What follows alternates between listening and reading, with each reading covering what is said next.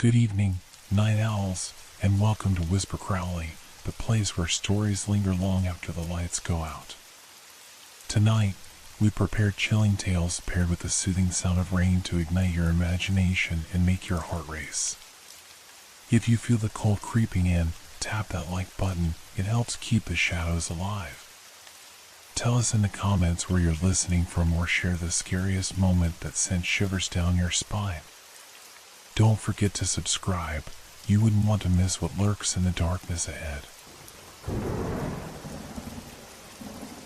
The Sea Devil of Cape Cod.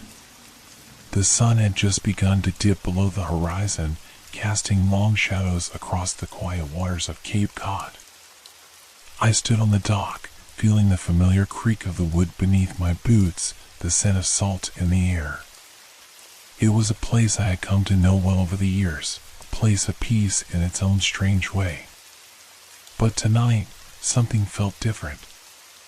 The breeze carried a cold edge, and the vast expanse of the water seemed endless, unyielding. Cape Cod had always been isolated, cut off from the rest of the world by miles of rugged shoreline. People came here for solitude, or maybe to escape the chaos of their lives, but I had come for a different reason: the sea. It was in my blood. My grandfather had been a fisherman, and I had followed in his footsteps, though I wasn't sure I was cut out for it. Still, there was something captivating about the water. Something that always drew me back. The houses along the coast were old, their weathered wood and rusted nails telling stories of years past. I was used to the sight, the sagging roofs, the peeling paint, but tonight, the familiar landscape looked different. Darker, almost like it was hiding something, as though the world had shifted just enough for me to notice. I couldn't shake the feeling that I was being watched, though no one was around. The place was deserted, save for a few old fishermen lingering in the distance, their figures barely visible against the twilight sky. I knew the stories they whispered. Some of them spoke of things in the water, things that lived beneath the surface, hidden from sight. Tales of disappearances, of boats found empty, of fishermen vanishing without a trace. At first, I thought they were just rumors, local superstitions meant to keep the younger generation away from the water at night. But something tonight told me that there was more to those stories. A shiver ran down my spine as I glanced toward the darkening water. The waves were calm, almost unnaturally so, as if the ocean itself was holding its breath. I pushed the uneasy feeling aside. I was here to fish, not to be haunted by old stories. But even as I turned toward my boat, the air seemed to grow colder, and the stillness around me felt heavier. It was as if the quiet itself was waiting for something. I couldn't explain it, but I knew that tonight, the sea would not be kind. I didn't know what I was expecting when I set out onto the water that evening, but it certainly wasn't the uneasy quiet that settled over me as I cast off. The boat glided slowly, the motor humming softly, but everything around me was still. The waves were barely more than a ripple, and the sky stretched endlessly above, painted with the soft hues of twilight. But there was a sharpness to the air now, something colder than it should have been for such a mild evening. As I drifted further from shore, the last vestiges of sunlight disappeared beneath the horizon, and the world seemed to shrink, becoming a tunnel of dark water and shadow. I pulled my jacket tighter around my shoulders, a reflex to ward off the chill creeping through the air, though I couldn't quite shake the growing sense that I wasn't alone. The stories about the Sea Devil floated in the back of my mind, whispers from the old fishermen, but I laughed them off. My grandfather had always called them nonsense. "There's no monster in the sea," he'd say, "only fish, and the wind, and the endless stretch of water." Still, something felt off tonight. I cast my line into the water, the line cutting through the stillness with a soft plop. The silence that followed was thick, almost suffocating, and for a moment I considered turning back. but I dismissed it, blaming my unease on the isolation. The sound of the waves, the hum of the engine, it was all too familiar. There was nothing here to be afraid of. Then I saw it. At first, it was nothing more than a glimmer in the deep. Just the faintest reflection, something that shimmered beneath the surface. I leaned forward, squinting into the dark water, trying to make sense of it. My breath caught in my throat as I saw them, two faint, glowing orbs, barely visible at first, but slowly coming into focus. Eyes. Eyes that shone with an eerie, unnatural light. I froze. The eyes were just beneath the surface, too far to touch, but close enough to make my skin crawl. They weren't the eyes of any animal I recognized. They were large, too large, and they shimmered with an unearthly glow. I could feel the blood draining from my face, my heart thudding in my chest. My first instinct was to pull the line back, to retreat, but something held me there. The eyes didn't blink. They just stared, unblinking, as if they were waiting, watching, studying me. A strange, cold sensation washed over me, a gut-deep feeling of being hunted. But what hunted me? And why? The wind shifted, the air growing thicker, colder, and the eyes seemed to shift, moving ever so slightly beneath the water's surface, as if drawn closer to my boat. My breath caught again as the boat rocked slightly. No, not from the waves. It was something else. Something beneath me. I jerked my head around, expecting to see something in the water, some kind of massive shape, but there was nothing. Just the water, dark and still, stretching to the edge of the horizon. I couldn't look away from the eyes, though. They didn't move, but their glow grew stronger, as though they were pulling me in. I wanted to turn the boat around, to flee back to shore, but my body was frozen, gripped by an overwhelming sense of dread. What if I did? What would happen? The eyes blinked. It was so sudden, so unexpected, that I almost fell into the water. But before I could even gather my wits, the glow of those eyes dimmed, slipping back into the depths like a ghost retreating into the shadows. I waited for a moment, holding my breath, expecting them to return, but the water was still again. Too still. I wasn't sure if what I had just seen was real. Could it have been a trick of the light, some weird reflection off the water? But deep down, I knew better. I had seen them, those eyes. And they had seen me. My hands were trembling as I pulled the line back in, the knot in my stomach tightening. I should have turned around then. I should have gone back to shore.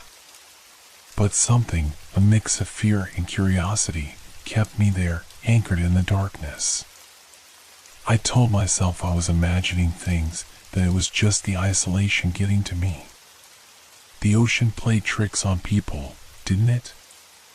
Still, I couldn't shake the feeling that whatever had watched me from below wasn't just a figment of my imagination. It was something real. Something waiting. The next morning, the air was thick with fog, the kind that clung to your skin and muffled the world around you. I stood at the dock, my hands wrapped around the warm rail as I watched the mist swirl over the water. It was a quiet morning, the kind that made you feel like the world had been swallowed up by the sea. And in that stillness, the unease from the night before settled deeper into my bones. I couldn't shake the image of those glowing eyes, their cold gaze etched into my mind like a brand. I wasn't alone at the dock. A group of the old fishermen were gathered in their usual spot, talking in low voices. They didn't notice me at first, and I didn't approach them immediately. I knew better than to interrupt their mornings. They weren't the friendliest sort, especially when they were busy preparing their boats. But as I watched, I caught snippets of their conversation. It was the usual talk of tides, catches, and bad weather. But then something changed. A pause in their words, a shift in the air.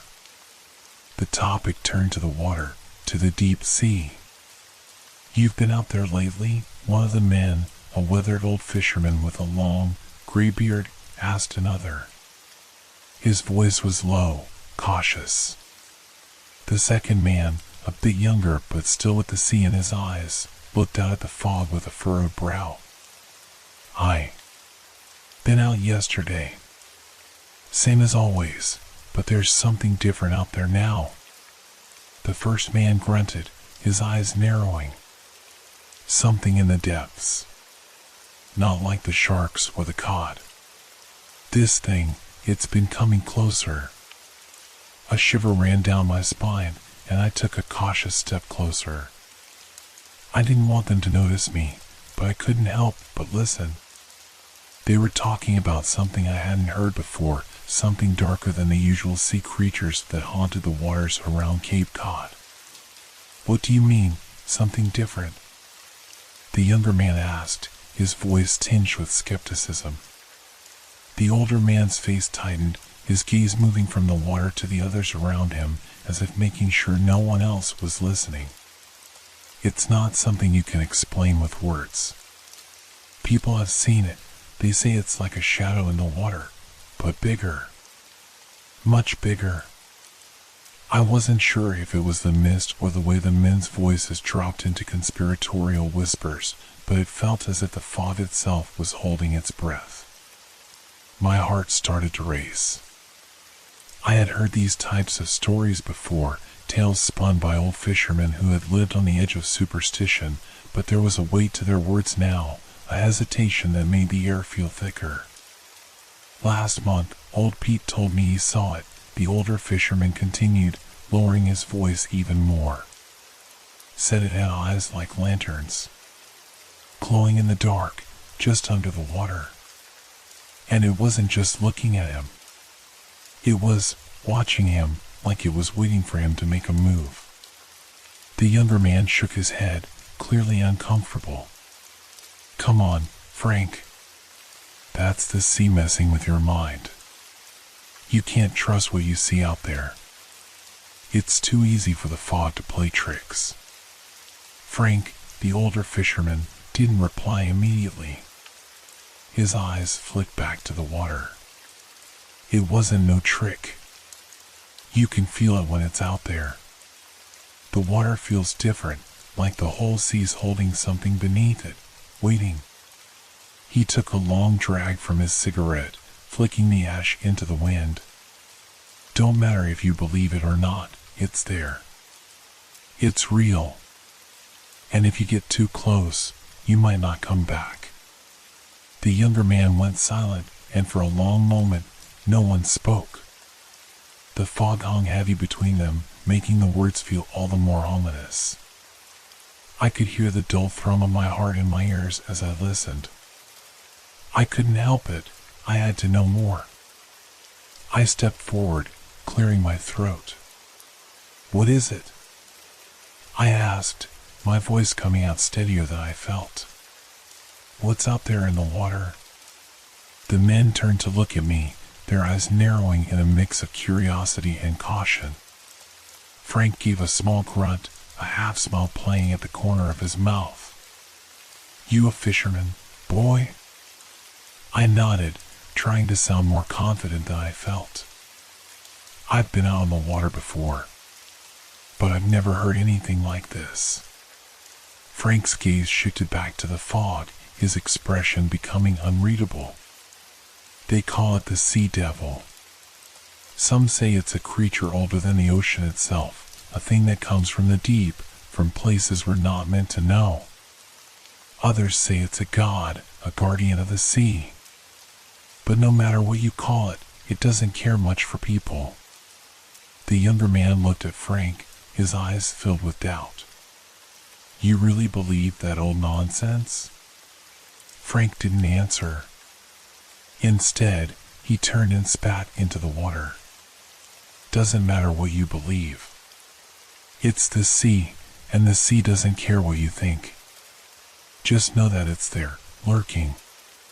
And if you get too close, well, don't expect to come back. I stood there, staring at them, feeling the weight of their words settle around me. The sea devil. It sounded like the kind of thing meant to keep people away, to make them fear the water. But I had seen those glowing eyes the night before, and now, hearing the fishermen speak in hushed tones about it, I couldn't dismiss it so easily. As I turned to leave, I felt their eyes on me, the old men watching with a knowing look. "You'll learn soon enough," Frank called after me. "The sea has a way of teaching you things you don't want to know." I tried to shake off the unease crawling up my spine as I walked away. But deep down, I knew that whatever haunted the waters off Cape Cod wasn't just a myth. It was something real. Something that had been waiting, watching, beneath the surface. And it was only a matter of time before it came for me. I tried to shake off the feeling that had crept into my bones, that lingering sense that something was wrong. As I walked away from the dock, the words of the fishermen echoed in my mind, but I quickly dismissed them. They were just old men, set in their ways, clinging to the superstitions that had kept them going through decades of hard, lonely work. The sea was their life, their livelihood, but that didn't mean I had to buy into their stories. The sea devil. A creature from the depths. Guardians of the ocean, they called it. It sounded like the kind of tale you tell to scare off newcomers, to keep them from exploring the dangerous, unpredictable waters around Cape Cod. I chuckled to myself as I made my way back to my small cottage by the shore. The fog was starting to lift, but the morning still had that heavy, oppressive feel to it. I couldn't quite put my finger on why, but I was determined to push past it. I had bigger things to worry about than ghost stories and local myths. The water, I thought, wasn't going to be the thing that took me down. If anything, the danger of the sea was in the weather, the unpredictable tides, and the occasional storm. I'd learned to respect those over the years, but there was nothing supernatural about them. Nothing supernatural about those glowing eyes I had seen the night before either. I laughed again, but this time it felt a little hollow. There was no creature lurking beneath the waves. No glowing eyes waiting to drag me down to the depths. I'd seen enough in my life to know better than to give in to fear. It was probably some trick of the light, some reflection, or maybe the tired mind playing games on me in the isolation of the water. It wasn't the first time I'd been caught up in a moment of unease after too much time alone. That was all it was, my mind running wild, nothing more. I spent the rest of the morning repairing the boat, tightening the lines and checking the engine. There was something soothing about the work, something grounding. It was simple, routine. It made the world feel a little more predictable, a little less strange. But even as I worked, my thoughts kept returning to the water. To those eyes. I tried to push the thought aside, focusing on the task at hand, but every now and then, the image would flash in my mind, unbidden and vivid. A trick of the light, I told myself. Nothing more. Later that afternoon, I met up with a few other fishermen in town. The small diner near the dock had a handful of regulars, each of them nursing a cup of coffee and gossiping about the weather and the state of the catch. I sat at the counter, ordering a sandwich, and tried to push the eerie thoughts from the night before out of my mind. "Did you hear the latest about Pete?" one of the men asked, his voice muffled by a mouthful of food. "Said he saw the sea devil again, out on the water. His boat was almost overturned." The others around the counter chuckled, their voices tinged with amusement, but I could tell it was more of a weary sort of laughter than genuine disbelief. These were men who truly believed in monsters. They knew the sea, its dangers, and they had all learned to deal with the unknown in their own way. Pete's always got some new story, another man added, shaking his head. Last month, it was ghost ships. Before that, he was swearing he'd seen a whale the size of a house. I'd take whatever he says with a grain of salt. The group laughed again, and the mood lightened. I couldn't help but join in, letting the weight of my unease fade just a little. I had my own doubts, sure, but I wasn't going to let those old tales get to me. The sea devil? The glowing eyes? That was just superstition, nothing more. I had more important things to worry about, like the tides and the weather. Those were the real dangers. I finished my sandwich and stood up, tossing a few bills onto the counter. You guys are all full of stories, I said with a grin. But the only thing I'm afraid of out there is a storm. The others nodded, each of them offering a smile or a grunt of agreement. It was the kind of talk I had expected. The kind of talk that made you feel safe, like you were in control. As I walked out of the diner and back toward my boat, I tried to push the thought of those eyes from my mind for good. The sea devil was nothing but a local legend. A myth to scare the younger fishermen and keep them from venturing too far out into the unknown. I wasn't going to fall for it. I wasn't going to let fear rule me. But deep down, somewhere beneath my confident exterior, there was a lingering doubt. What if I was wrong? What if the sea had its own secrets, things we were never meant to know? That night, the fog rolled in heavier than I'd seen it in a long time. It was thick, almost like a blanket, shrouding everything beyond a few feet in front of me. I could hear the occasional creak of the old pier, the gentle lapping of the water against the boat's hull, but other than that, the world felt strangely silent. It was the kind of night that made you feel like you were the only person left on Earth, as if the rest of the world had disappeared into the mist.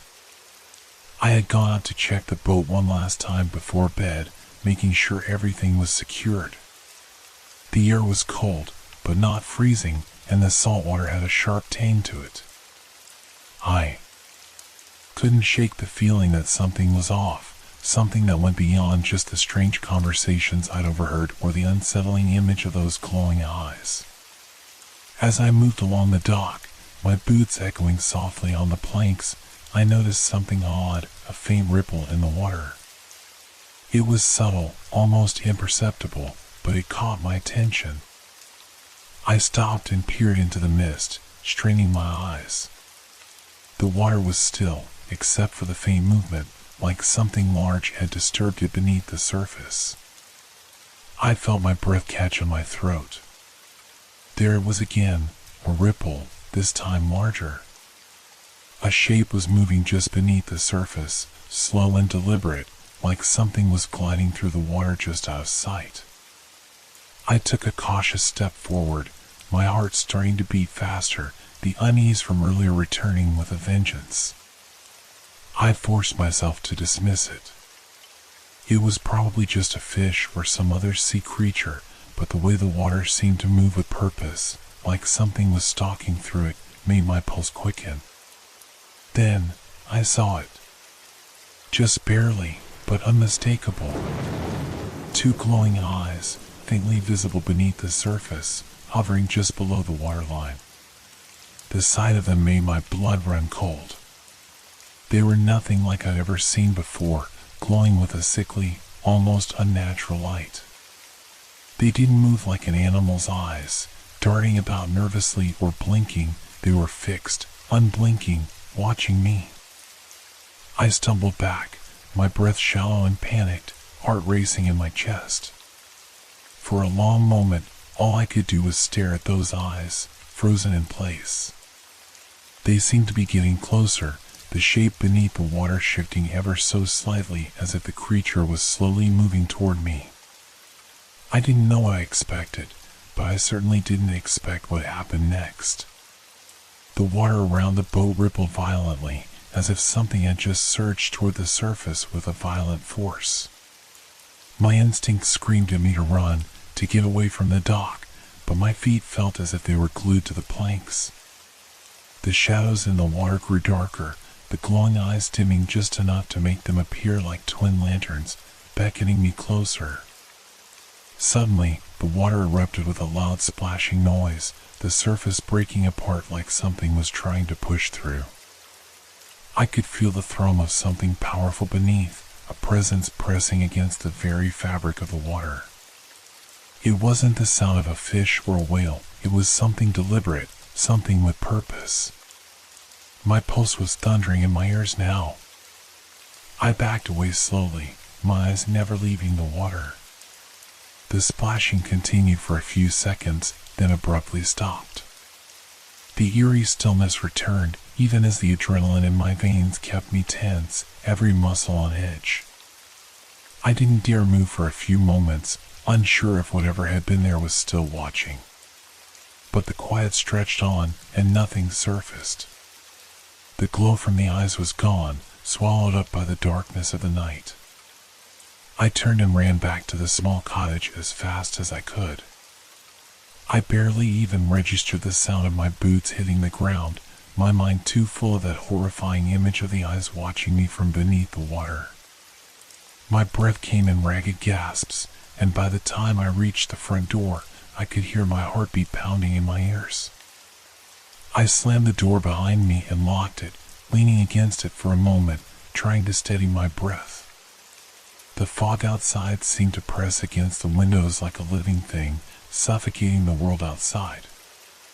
I stood there, staring out into the mist, waiting for something, anything, to happen. But there was nothing. The silence was deafening. I tried to convince myself it had just been my mind playing tricks, that there was a logical explanation for what I had seen, some natural phenomenon, maybe a reflection from the water. But deep down, I knew it wasn't that simple. Something was out there. Something real. And whatever it was getting closer. I took a long, shuddering breath and turned away from the door. I could feel the tension in the air, as if the very walls of the cottage were closing in on me. I had to leave. I had to get away from this place before whatever was lurking in the water decided to come for me next. But even as I thought that, I knew it wasn't just the sea I needed to fear. It was what was in the sea, waiting for me to make a mistake. Waiting for me to come too close. The following days passed in a blur, the fog a constant companion, thick and oppressive. I spent most of my time on the water, trying to push the unsettling events of that night out of my mind, but it wasn't easy.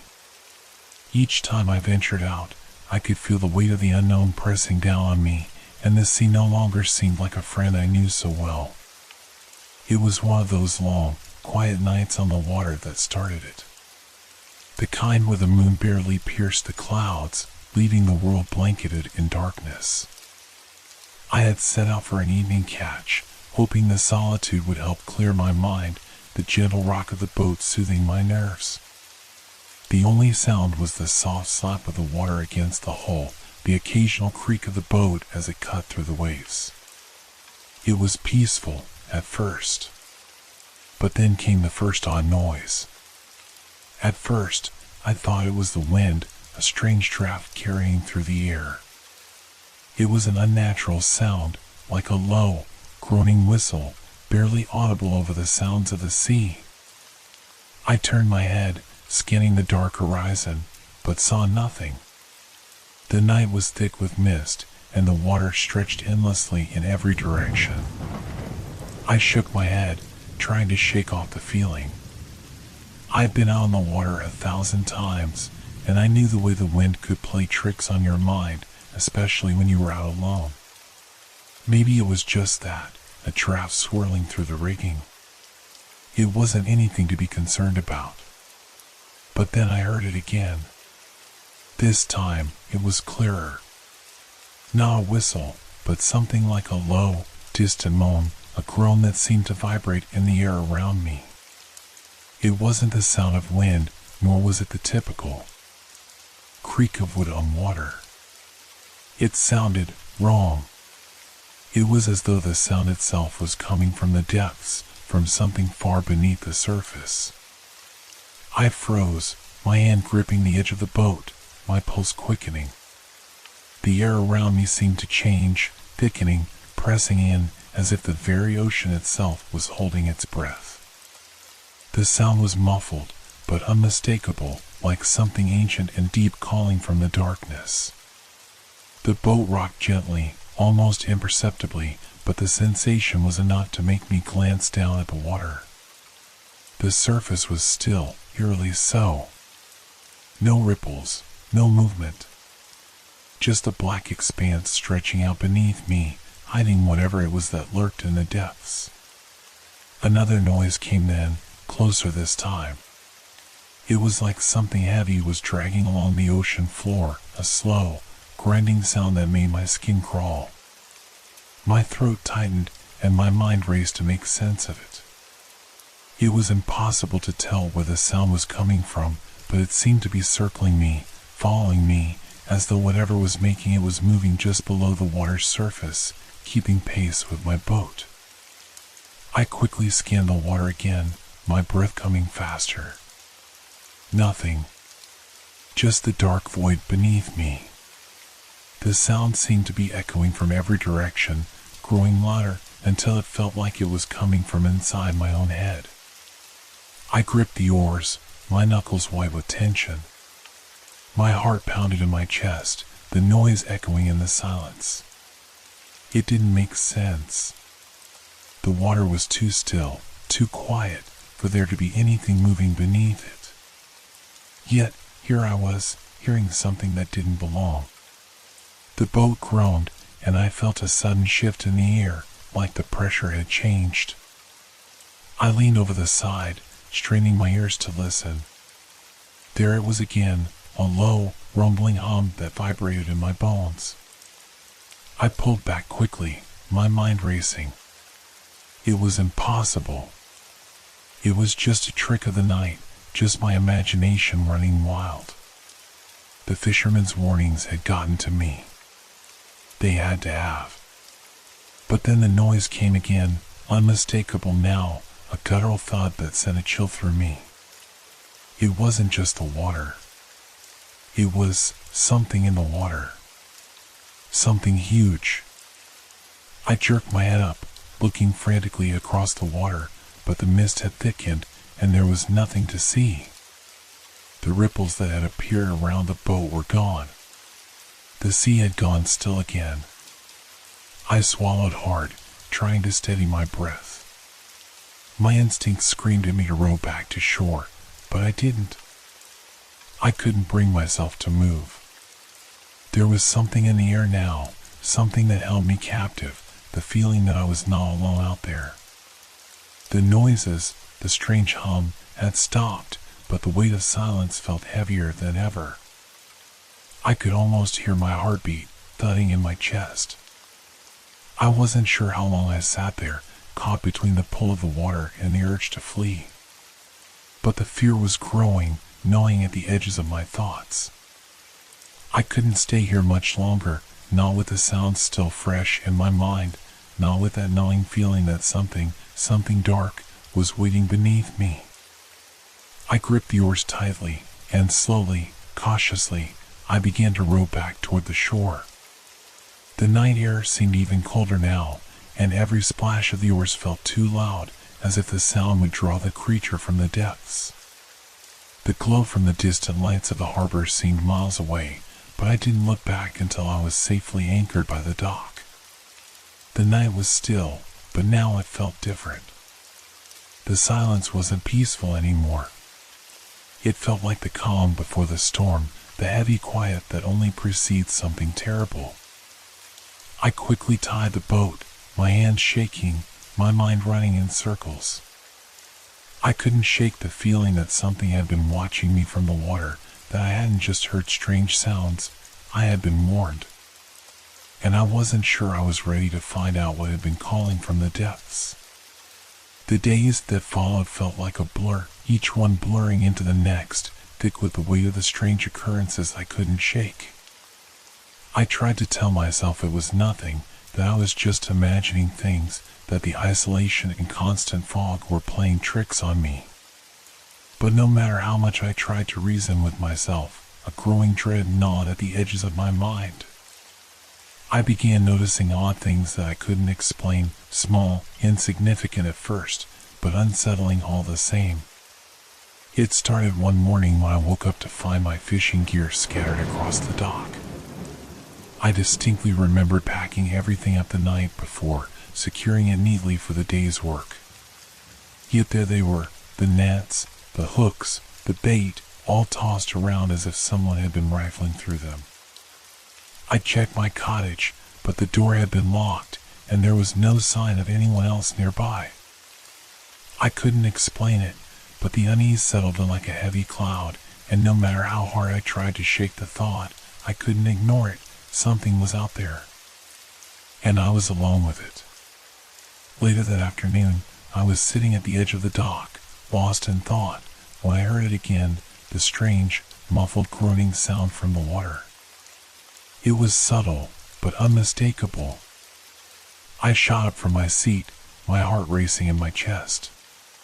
But this time, I was prepared. There were no ripples in the water, no disturbance at all. Only that low, ominous sound stretching out across the stillness of the harbor. I could hear it growing louder, like a distant growl or rumble beneath the surface, a warning of something massive moving in the depths. I hesitated, staring at the water, my mind screaming for me to retreat, to get away from the dock, but my body refused to move. Instead, I stood there, rooted to the spot, as the noise built in intensity until it seemed to vibrate through the very air itself. Then, just as abruptly, it stopped. Silence fell, unnerving in its suddenness. It was then that I began to question myself. Maybe I was losing my mind. Maybe it was the isolation or the fog that never seemed to lift. The strange sound, the eerily calm water, the inexplicable noises, it all felt like something out of a nightmare. That night, I decided to confront it. I had to prove to myself that I wasn't going mad. I couldn't keep avoiding the water, the source of all my unease. I would go out again, get some distance from the shore, and see if there was any logical explanation for the sounds I'd heard. I pushed off from the dock, the boat rocking gently under my feet, the air thick with the fog. The only sound was the soft lapping of the water against the hull.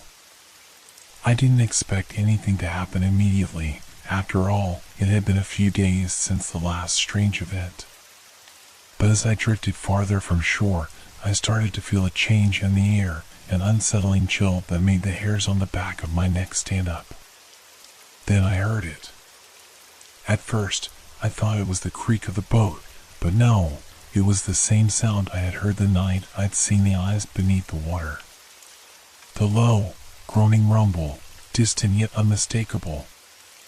My heart hammered in my chest. I tried to ignore it, telling myself it was just the water moving, the shifting currents. But no matter how hard I tried to convince myself, the sound persisted, growing louder, coming from every direction. The water began to churn. It wasn't a storm, it wasn't even a breeze. There was no logical reason for it. The boat rocked violently, as if something large and heavy had just brushed against the hull. I grabbed the oars, my mind racing, but before I could move, something even stranger happened. The fog seemed to thicken around me.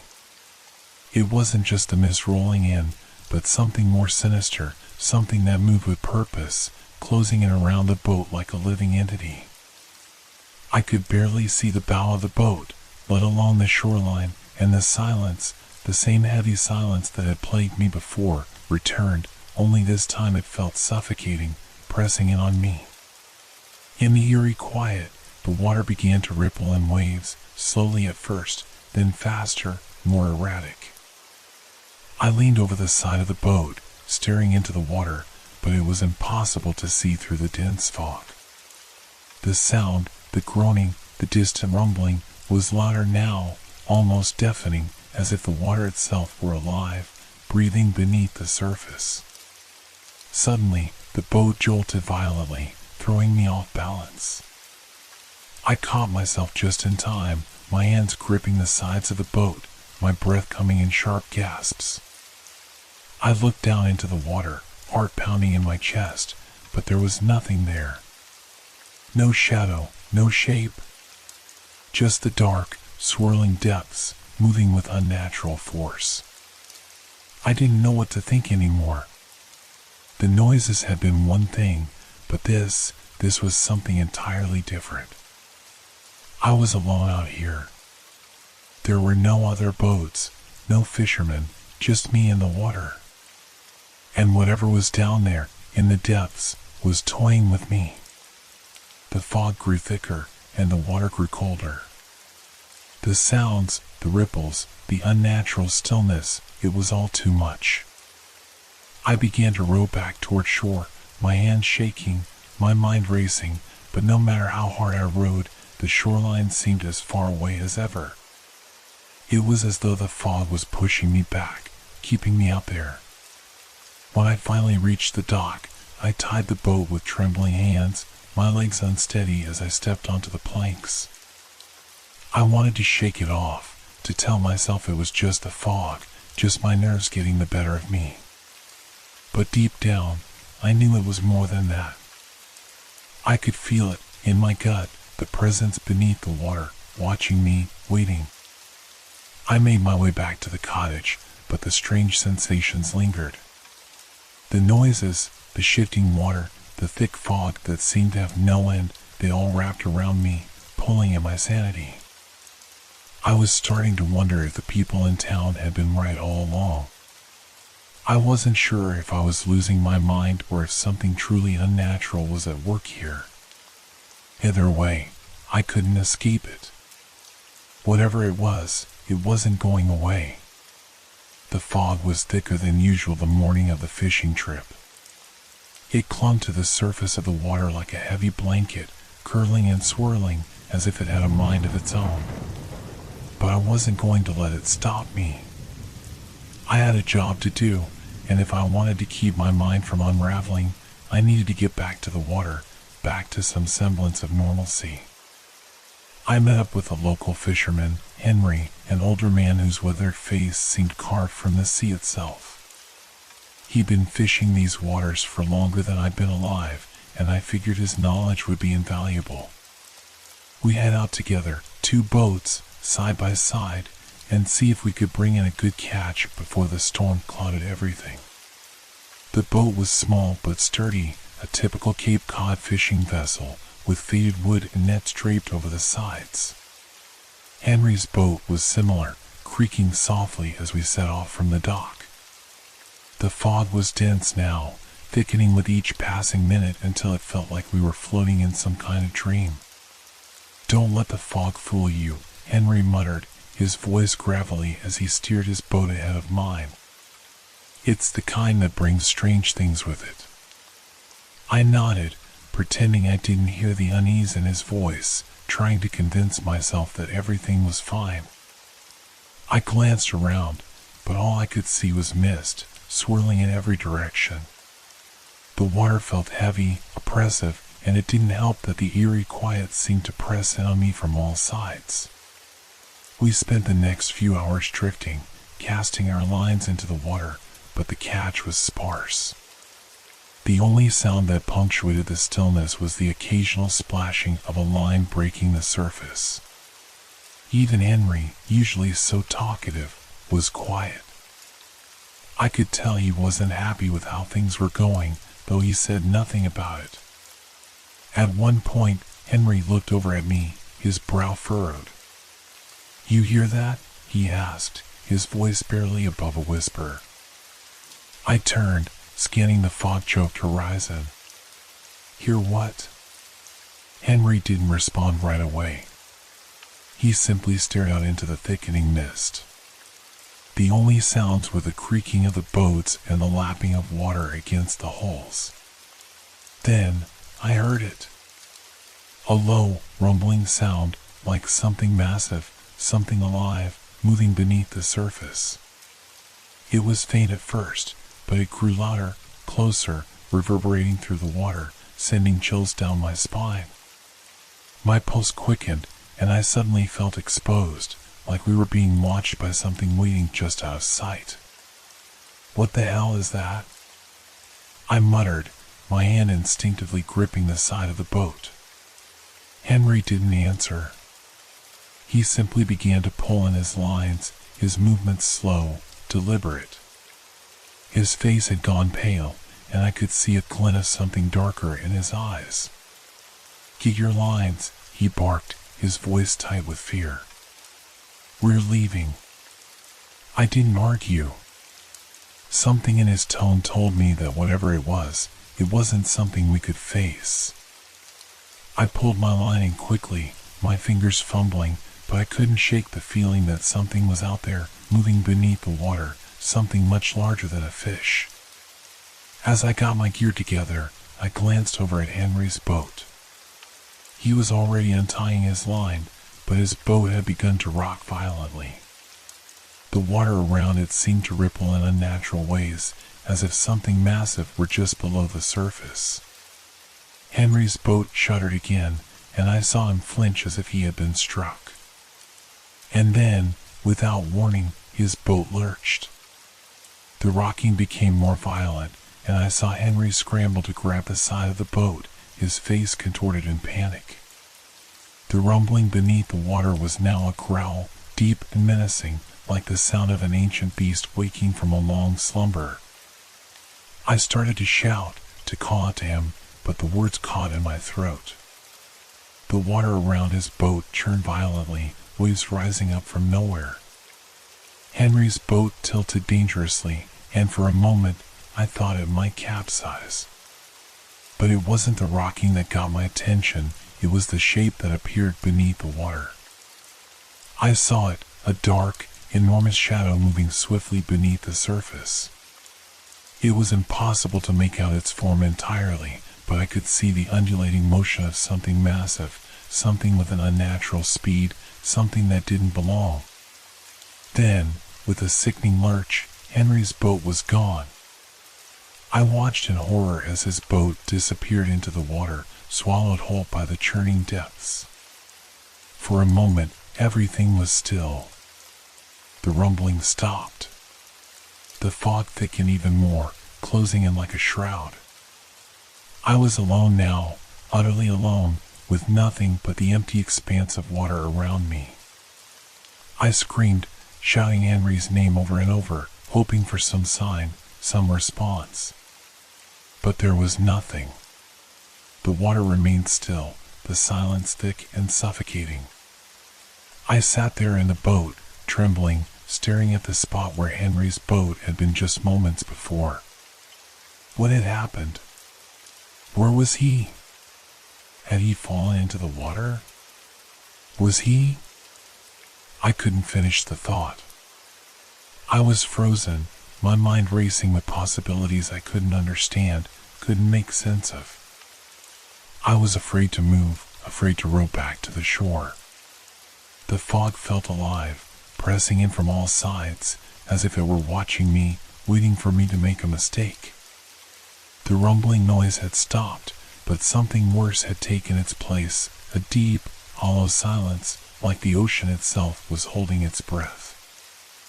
I rowed back, slowly, cautiously, my heart pounding in my chest. As I approached the dock, I couldn't shake the image of Henry's boat vanishing into the water. The fog had swallowed him whole, and I didn't know if I'd ever see him again.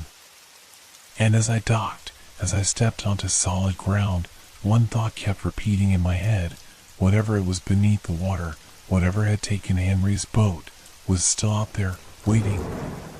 And I was next. I couldn't shake the feeling that something was watching me. Even as I tried to tell myself it was just the aftermath of a close call, a fleeting bit of fear left over from the encounter on the water, I knew deep down it wasn't that simple. Something had happened that day, something I couldn't explain, couldn't even begin to make sense of, and now it was with me. The fear, the unease, the thought that the creature, whatever it was, wasn't gone. I couldn't sleep. Each night, as the fog rolled in like clockwork, I lay awake in bed, staring at the ceiling, hearing the faintest sound of water splashing, the creaking of a boat that wasn't there. I'd drift off for moments at a time, only to snap awake to the sound of my own heartbeat thundering in my chest. It wasn't just the water. It was everywhere. Every shadow seemed to stretch a little too far, every creak in the walls felt a little too deliberate. Every time I stepped outside, I looked out toward the water, expecting to see the massive, glowing eyes of the creature staring back at me from beneath the surface. The fog felt like a living thing, suffocating me, closing in on me, always creeping closer. And then, there were the whispers. Low, indistinct voices that seemed to come from all around me. At first, I thought it was just the wind, but it didn't feel like wind. It felt deliberate. It felt like the voices were calling my name, beckoning me, leading me somewhere I didn't want to go. I could feel the change inside me. My mind was unraveling slowly, each day more difficult to get through than the last. I started hearing things I couldn't explain. The faintest rustle outside my window. The slapping of something heavy against the dock at night. The sound of something swimming beneath the surface, even when I knew I was alone. I tried to dismiss it all, tried to convince myself it was just the isolation, the stress of what happened to Henry. But then, the dreams started. In the dreams, the creature would rise from the water, its glowing eyes like twin orbs of fire, staring into my soul. It would drag me beneath the surface, its tentacles wrapping around me, squeezing the life out of me, pulling me deeper and deeper into the cold, dark depths. And every time, just before I woke, I would hear its voice, a low, guttural growl that made the air in my room feel thick with dread. I found myself unable to go anywhere near the docks. The idea of stepping foot on a boat again sent waves of nausea through my stomach. I knew the creature was still there, waiting, patient. I could feel its presence, like a pressure pressing down on me, suffocating me. It wasn't just in the water anymore, it was inside my head. The fear had settled into my bones, into my very thoughts. I went to the local tavern one evening, hoping to get a drink and clear my head. The old fishermen sat around the table, talking in hushed voices, glancing at me whenever I entered. They'd seen it in my eyes, the fear, the unease, and I could tell they were talking about me when they thought I wasn't listening. Their eyes would flicker nervously, and then they'd fall silent whenever I got too close. One of them, a man named Gus, spoke up after a long silence. He looked at me, his weathered face unreadable. "You've been hearing it, too, haven't you?" I tried to act casual, taking a seat across from him. "Hearing what?" "The rumbling," Gus said, lowering his voice, glancing around. "The growl. It's getting louder, isn't it? You've been on the water, so you know it's not just the wind. It's something in the depths, something that wants us to know it's there." I nodded, my stomach tightening. I hadn't told anyone about the strange growl, the noise that had haunted me since that day. "How did he know?" "Some say it's just the sea," Gus continued, his voice barely a whisper now. "Others, well, they don't talk about it much. But you can feel it, can't you? That thing. It's awake. And it's hungry." The others in the tavern murmured in agreement, their faces tight with fear.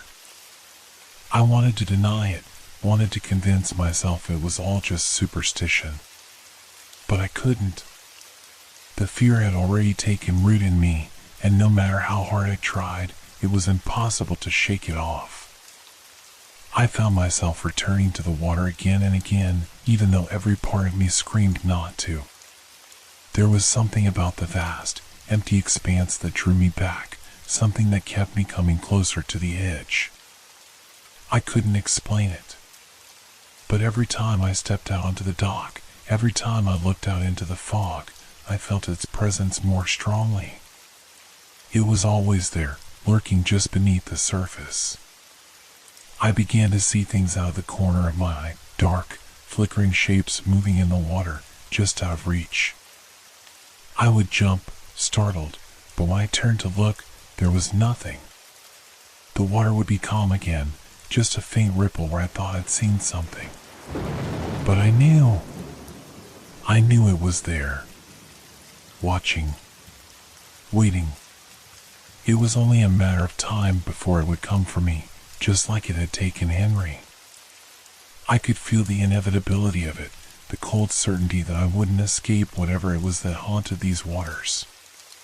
And the worst part was, I didn't know if I was imagining it anymore, or if it had truly found its way into my soul. The day after the unsettling conversation at the tavern, I could hardly shake the feeling that something was coming, something far worse than what I had already experienced. The fog had rolled in thicker than ever, casting everything around me in a gray, oppressive haze. I couldn't bring myself to ignore it any longer. The fear had taken root, and it had made me desperate for answers, for something that might explain the terror that seemed to be stalking me. I found myself walking down to the docks again, almost against my will. The place that once felt like a second home now seemed cursed, each creak of the boards underfoot sounding like an ominous warning. But it was here, at the water's edge, that I knew I could find someone who might know more about what had been haunting me, and about Henry, who had vanished without a trace. I saw him before I even reached the end of the pier, an old fisherman named Earl, a quiet man who had lived here for as long as anyone could remember. His weather-beaten face was like a map of the ocean itself, each wrinkle telling a story of years spent battling the sea. He stood by his boat, untangling a line, the thick fog swirling around him like it was trying to swallow him whole. I approached cautiously, not sure how to begin. The words had been circling in my mind for days, but now that I was here, they seemed to catch in my throat. "Earl," I finally said, my voice coming out more strained than I had intended. "I need to know something. I need to know what happened to Henry." Earl looked up at me, his eyes unreadable beneath the rim of his worn hat. He said nothing at first, just stared at me, as if weighing something heavy in his mind. Then, with a slow sigh, he motioned for me to sit beside him. "Henry was a good man," Earl muttered, his voice rough like gravel. "He didn't deserve what happened to him. But then again, no one does when the sea devil comes calling." The words hit me like a slap to the face. "The sea devil?" I asked, struggling to keep my voice steady. "What do you mean?" Earl's hands paused in their work. He stared out at the water, his expression distant, haunted. "The sea devil is no myth, son. It's a thing that's been here longer than any of us. The stories go way back, before the first settlers came to these shores. They said it was a creature of the depths, something that had lived beneath the sea for as long as the earth itself." I listened intently, heart pounding in my chest, as Earl continued. "They say it's got eyes that glow like fire, and that it can call to you from the water. If you hear it, it's already too late. It can lure you out on the boat, make you think you're seeing things, hearing things. It whispers your name from the depths, and before you know it, you're in its grip." I tried to shake the image of glowing eyes from my mind, but I couldn't. Earl went on. "It's not like any creature we know. Some say it's part man, part beast. Others say it's something that was here long before we ever set foot on this land. But the one thing all the old-timers agree on is that it's got hunger. And it doesn't stop until it's had its fill. I felt a cold chill run down my spine. What does it want? I asked, barely able to speak the words. Earl looked me square in the eye, his face grim. It wants to take you. It takes the strongest of us, the ones who go out too far, who think they're invincible. It pulls them down into the depths, drags them under, and doesn't let go. And once it has you, it doesn't let you come back. My stomach twisted. I could hardly breathe, the air suddenly feeling thick, suffocating. So Henry, he's gone? Earl nodded slowly, the weight of the truth settling between us like a stone. It was the sea devil that took him. He went out on the water just like you did, thinking he could handle it. But you can't fight something like that. You can't outrun it. The realization hit me like a punch to the gut. I had heard the rumbling, felt the presence, and still, I had dismissed it as some kind of mind trick. I had underestimated whatever force was lurking beneath the surface, something that wasn't content with just scaring people, it wanted to consume them, body and soul. Earl shifted, leaning closer, his voice dropping to a whisper. The worst part? The sea devil doesn't just take your body. It takes your mind, too. It twists you, drives you mad before it finishes the job. It makes you think you're seeing things, hearing things. But that's just part of it, the thing that scares me the most, the thing I can't explain. He paused, his gaze locking with mine, the fear in his eyes unmistakable. They say it can follow you. That even when you leave the water, when you go back to land, it's still with you. Watching. Waiting. My throat went dry as the weight of his words sank in. I couldn't escape it. I couldn't outrun the creature lurking in the depths of the ocean, no matter how far I went. It was always there, waiting for the right moment to pull me under, to take me just like it had taken Henry. You won't escape it, Earl muttered, as though reading my thoughts. Not unless you stop running. But even then, I don't know if you can fight it. No one ever has. The fog rolled in even thicker, cloaking the dock in a dense, suffocating mist. I felt the hairs on the back of my neck rise, my skin prickling as if something unseen was moving through the air. I stood up quickly, my heart hammering in my chest. Thank you, I said, the words coming out sharp and frantic. I need to think. I turned to leave, but before I could step away, Earl's voice stopped me. Remember this, he called out, his voice grave. You might think you're safe for now, but it's always watching. Always waiting. And when it comes for you, there's no escape. I turned back to him, but he was already looking at the water again, his withered face set in grim resignation. I couldn't tell if he was speaking from experience or from fear. Either way, the truth was clear. I wasn't safe. The sea devil was real, and it would come for me sooner or later. And I had no idea how to stop it. The weight of Earl's words settled into my bones, an invisible force that tugged at my every step, pulling me deeper into something I wasn't sure I could escape. The sea devil wasn't just a myth, and it wasn't just lurking beneath the water. It was waiting for me to make a mistake, waiting for me to give in to my fear. And I couldn't live like that. I couldn't just hide in the shadows of my own mind, terrified of something I didn't understand. The decision was made on instinct, a gut feeling I couldn't explain. I needed to see it for myself. If I was going to survive this, I had to face the creature head on. I couldn't keep running, pretending that the strange noises, the glowing eyes, the sense of being watched were just figments of my imagination. They were real, and I had to know why. The next morning, I gathered my gear and set out alone. I didn't tell anyone where I was going, didn't see the point. I didn't want to hear more warnings, didn't want anyone talking me out of it.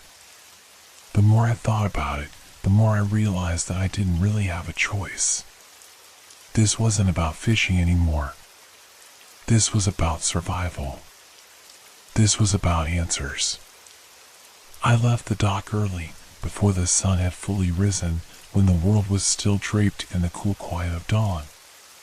The fog clung to the shore like a shroud, but I didn't care. I had seen enough of it to know what it felt like to be swallowed by the mist, and I was already past that point. There was no turning back now. As I pushed out into the water, the boat cutting through the glassy surface, I kept my eyes peeled for any signs of the creature. The sea was eerily calm, the kind of calm that only deepened my unease. I couldn't shake the image of those glowing eyes from my mind, the thought that they could appear at any moment, rising from the depths like some forgotten god, ready to claim me as its next victim. The further I went, the more I could feel the pull of the water beneath me, its cold, endless expanse, reaching up from the abyss. It seemed to stretch on forever, an infinite, silent void that held secrets far darker than anything I could comprehend. I tried to reassure myself that this was just a natural part of the ocean, that the fear I felt was irrational. But each wave that broke against the boat seemed to carry with it a whisper, a sound that was just out of reach, like a voice calling from below. As I ventured deeper, a fog settled over the water, thickening, suffocating, until I could barely see the shoreline. It was just me and the sea now. The silence was oppressive, like the world had forgotten me, leaving me alone in the middle of a great, empty space. I didn't know how long I had been out there. Time seemed to lose all meaning on the water. But then, as if summoned by my thoughts, I saw it. At first, it was just a glimmer, a faint, pulsing light beneath the surface. It wasn't much, but it was enough. My heart skipped a beat as I stared down at the water, my pulse quickening. The glow was faint at first, almost like a trick of the light, but then it grew brighter, sharper, impossibly so. There was something moving down there, something that didn't belong to the world above the surface. I could feel it in my chest, a cold, relentless pressure, as though the ocean itself was breathing around me. The water was no longer calm. There was a subtle, menacing current beneath me, pulling, urging me closer to whatever lay hidden in the dark. I leaned over the edge of the boat, straining my eyes to see through the murk. The glow grew brighter still, and I could make out the faintest shapes moving just beneath the surface. I shouldn't have looked. I should have turned around and gone back to shore, but the pull of curiosity was too strong. The creature, whatever it was down there, and I was going to find it. Then, in one fluid motion, the water exploded in a violent burst of movement. Something massive surged from below, sending a spray of water into the air. My heart skipped a beat, and for a moment, I was frozen, paralyzed by the sheer terror of what I had just witnessed. But there it was, the creature. The glowing eyes. The massive form, more shadow than substance, an enormous shape that seemed to shift and writhe beneath the water. It wasn't like anything I had ever seen. Its limbs were long and twisted, tentacles that curled and uncoiled with unnatural grace, like something alive, but not quite. I heard a sound then, a low, vibrating hum that resonated deep within my bones. It was a call, an invitation, or perhaps a warning. I couldn't tell. All I knew was that it was real. The sea devil was real, and it was closer than I had ever imagined. I backed away from the edge of the boat, my breath coming in ragged gasps. My hands were shaking, the reality of what I was seeing beginning to sink in. The thing below me wasn't just a predator, it was something else, something that defied every explanation I had ever known. For a long moment, I simply stared, frozen, my mind struggling to make sense of what I was witnessing. The glow of its eyes flickered once more, as if it were studying me, assessing me like a piece of prey. I could feel it watching, waiting for the right moment to strike. And then, just as suddenly as it had appeared, the creature vanished back into the deep. The water calmed, and the eerie silence returned. I sat there for what felt like hours, unable to move, unable to speak. I had seen it. And I wasn't sure what terrified me more, the fact that I had seen the sea devil with my own eyes, or the feeling that it was only the beginning. I should have turned back. The moment that creature vanished into the depths, I should have turned my boat around, sailed back to shore, and never looked at the water the same way again. But I didn't. I stayed. Something in me, curiosity, fear, or perhaps a mix of both, kept me rooted to that spot, my eyes scanning the surface for any sign of movement. But there was nothing. The water was calm again, an eerie tranquility that didn't feel natural. It was too quiet. Too still. I told myself I had imagined it.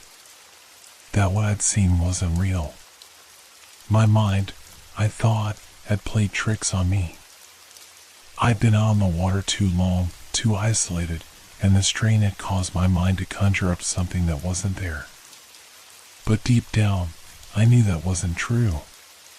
The days that followed only made it worse. Something about the place had changed.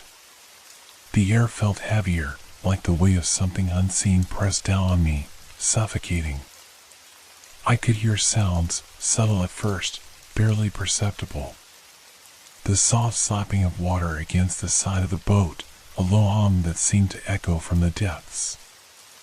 I thought it was just the wind, or perhaps the waves, but the more I listened, the more it felt like there was someone, or something, there, just beyond the edge of hearing.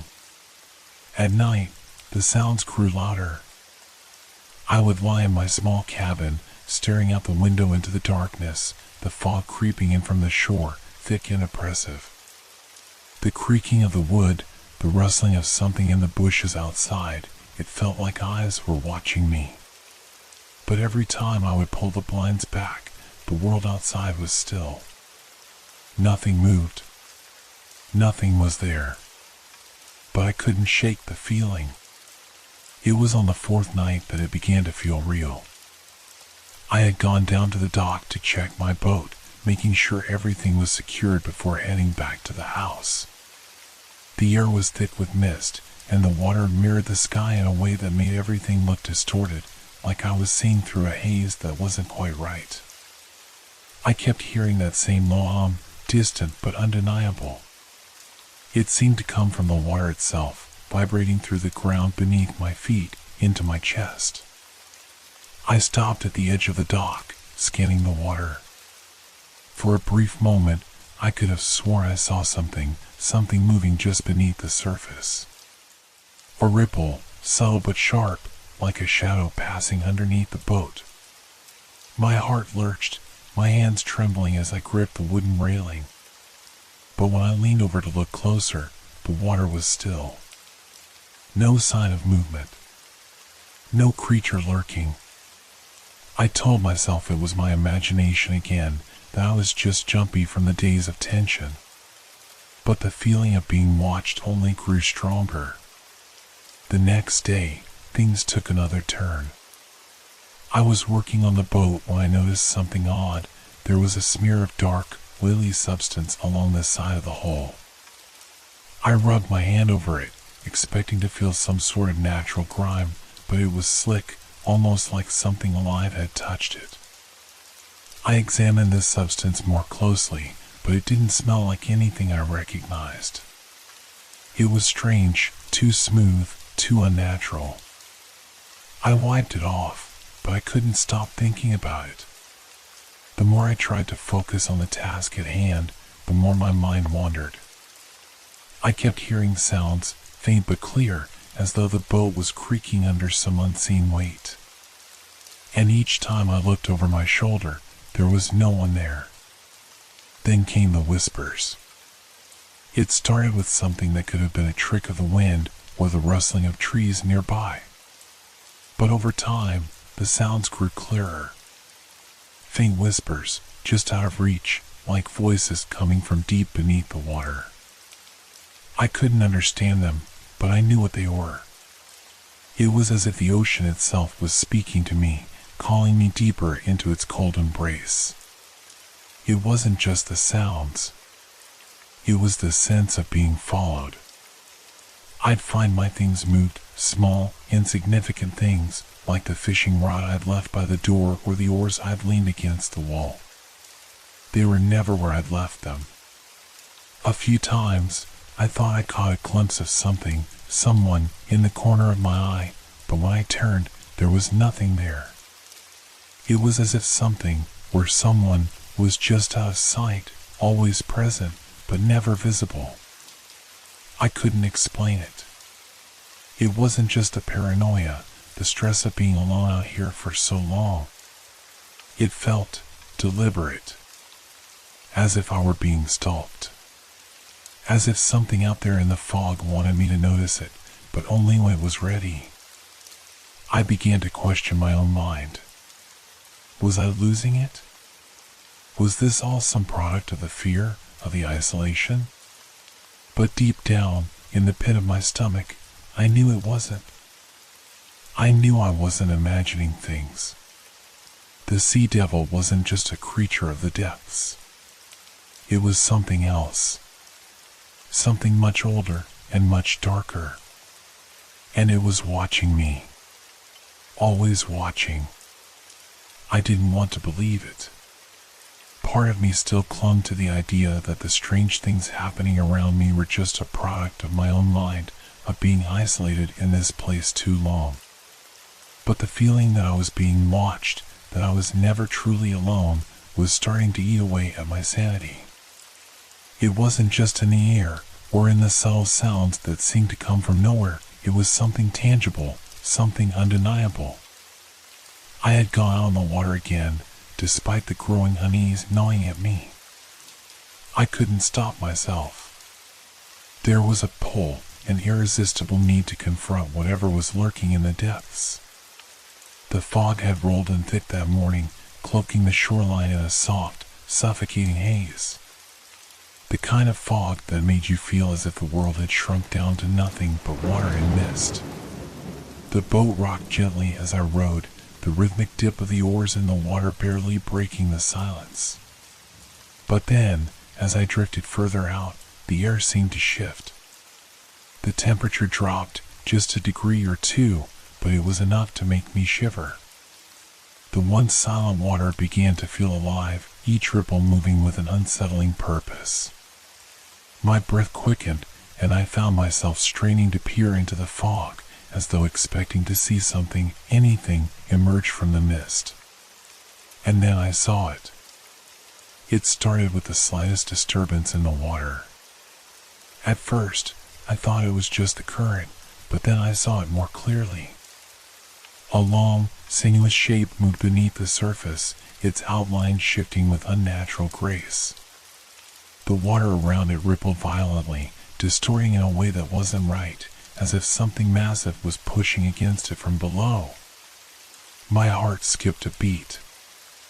I couldn't breathe.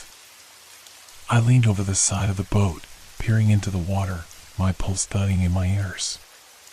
The shadow was moving in a slow, deliberate pattern beneath me, almost like it was circling, as if it knew I was watching. It was too large to be any ordinary fish or creature. The size alone was enough to make the air in my lungs feel heavy, as though the sea itself was pressing in around me. And then, the eyes. Those glowing, malevolent eyes. For a moment, everything else in the world ceased to exist. There was just the dark water and the creature beneath it. The eyes pierced through the murk like twin lanterns, their light faint but unmistakable. I had seen them before, on that first terrifying day when I had ventured too far into the water, but now they were clearer, more focused. The light they emitted wasn't just a random glow, it was intentional. The creature was looking at me.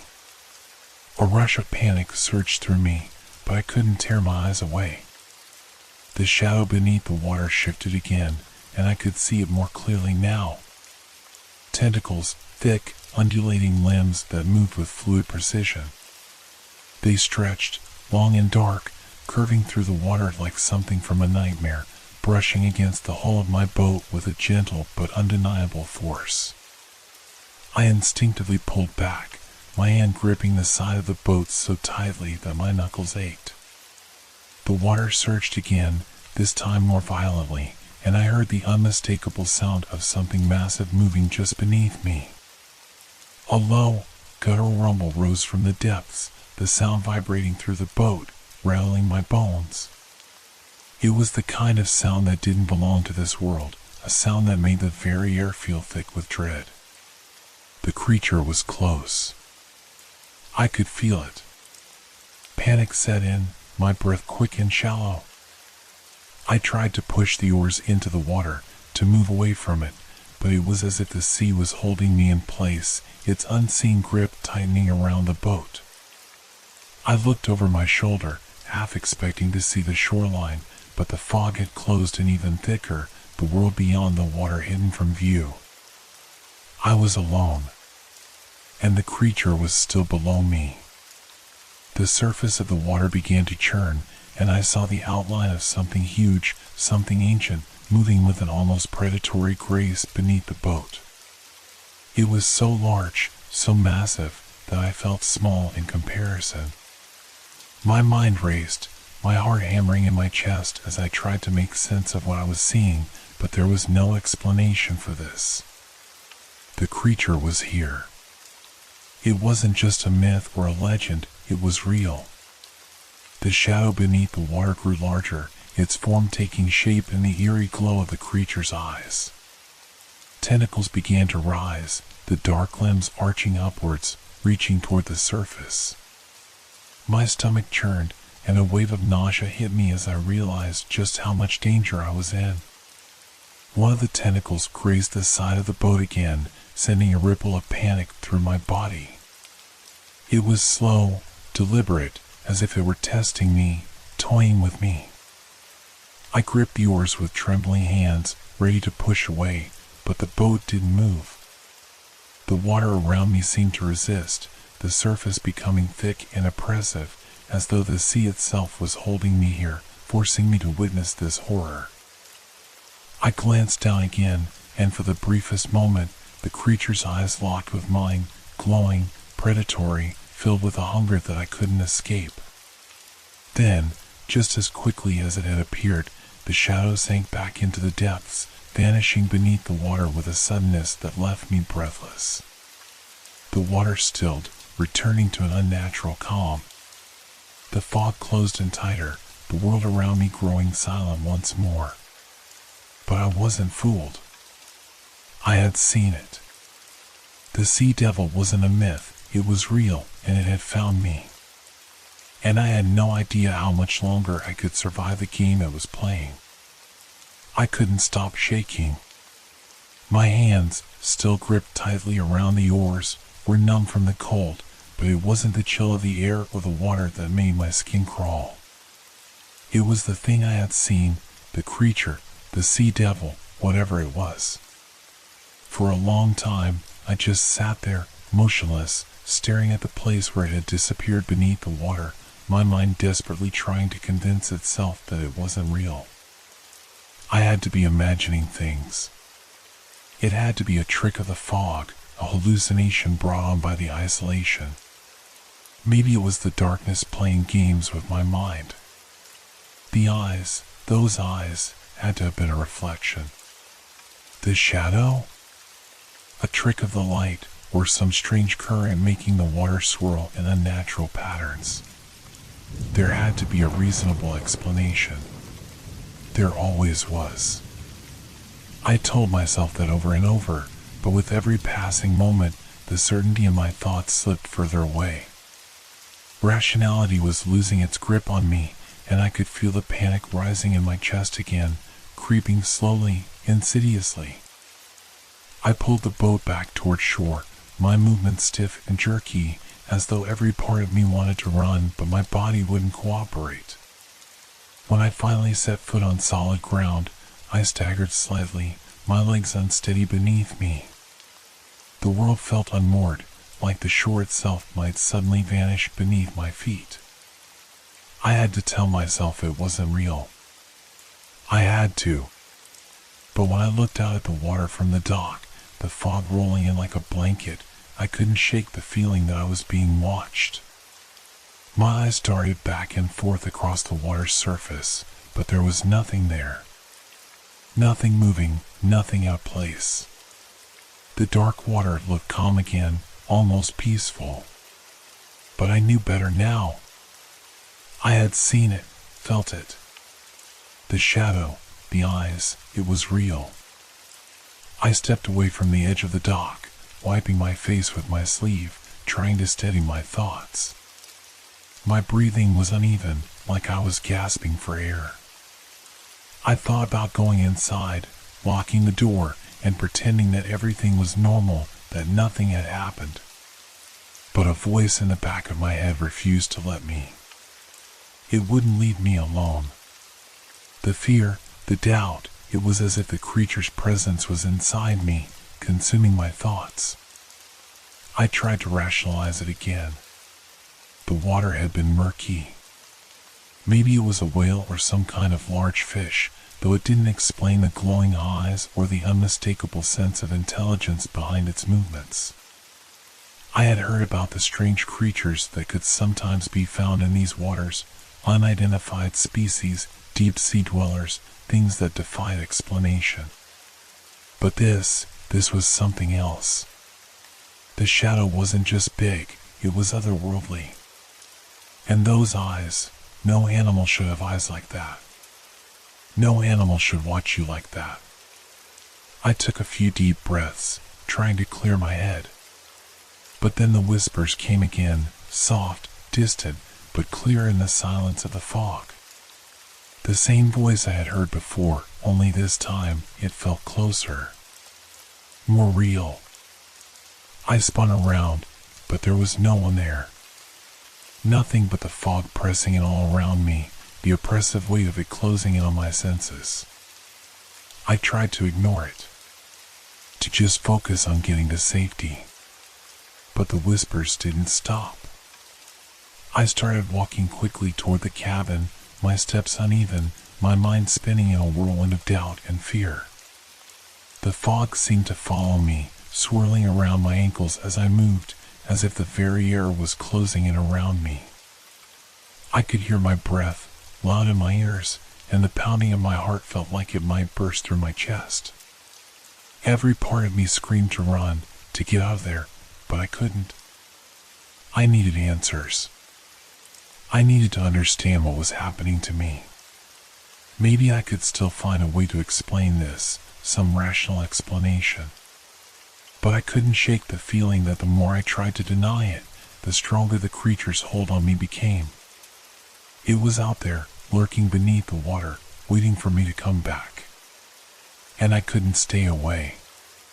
As I reached the cabin, I turned around, half expecting to see the shape in the water again, to feel the eyes on me, to hear the deep rumbling of the sea pulling me toward it.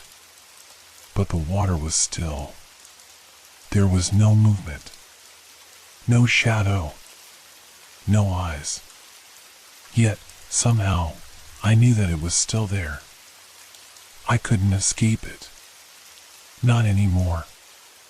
The creature had marked me, and my doubts had grown too strong for me to deny it any longer. I was trapped. The next day, I woke to the faint sound of the sea crashing against the rocks, a rhythmic lullaby that used to comfort me. Now, it felt like a warning, a reminder of what was waiting for me beneath the water. I couldn't shake the feeling that the creature was still out there, watching, waiting for the right moment to strike. I tried to force myself to be logical, to take control of my thoughts. I needed to focus on something else.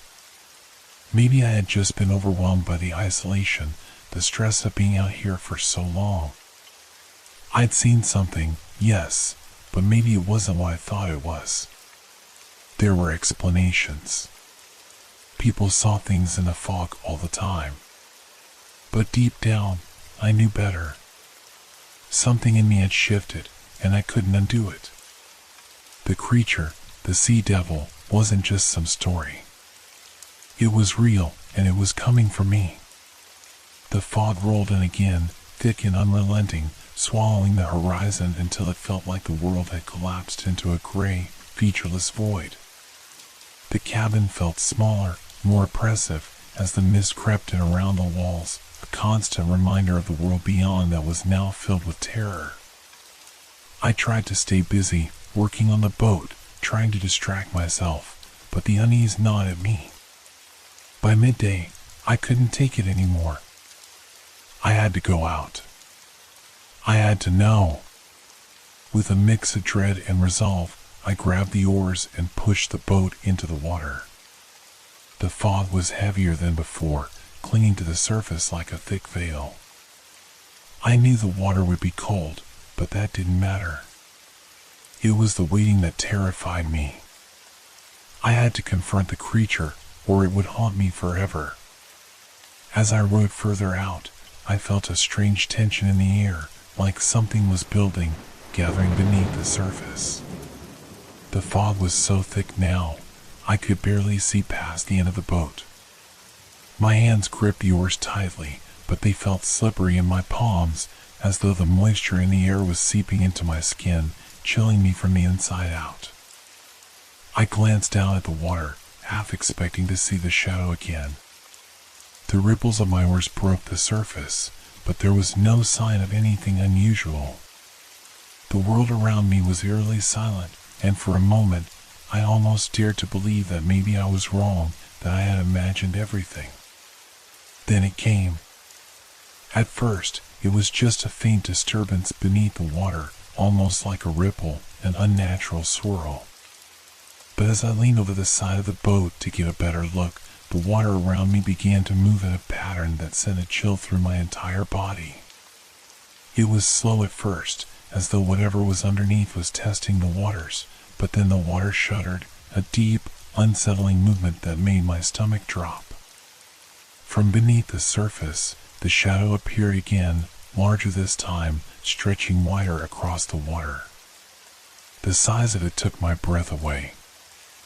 I felt the boat shudder slightly as the creature's massive form moved just beneath me. The water rippled violently, and then I saw it, the eyes. Those glowing, malevolent eyes, rising from the depths like twin lanterns. But this time, I wasn't just seeing the eyes. I was seeing more. The thing was rising. Tentacles began to emerge from the water, thick and powerful, the dark limbs curling and undulating as they broke the surface. The sheer size of them made my heart race.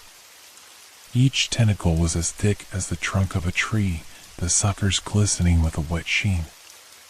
They moved with an unnatural grace, as if the creature itself had no weight, no burden on the water's surface. It was as though the ocean bent to its will. The realization hit me like a punch to the gut. I wasn't dealing with some isolated creature, a freak of nature. This was something ancient, something that belonged to the depths of the ocean, something that had been here long before human eyes had ever gazed upon the water. The sea devil was alive, and it was looking directly at me. I froze.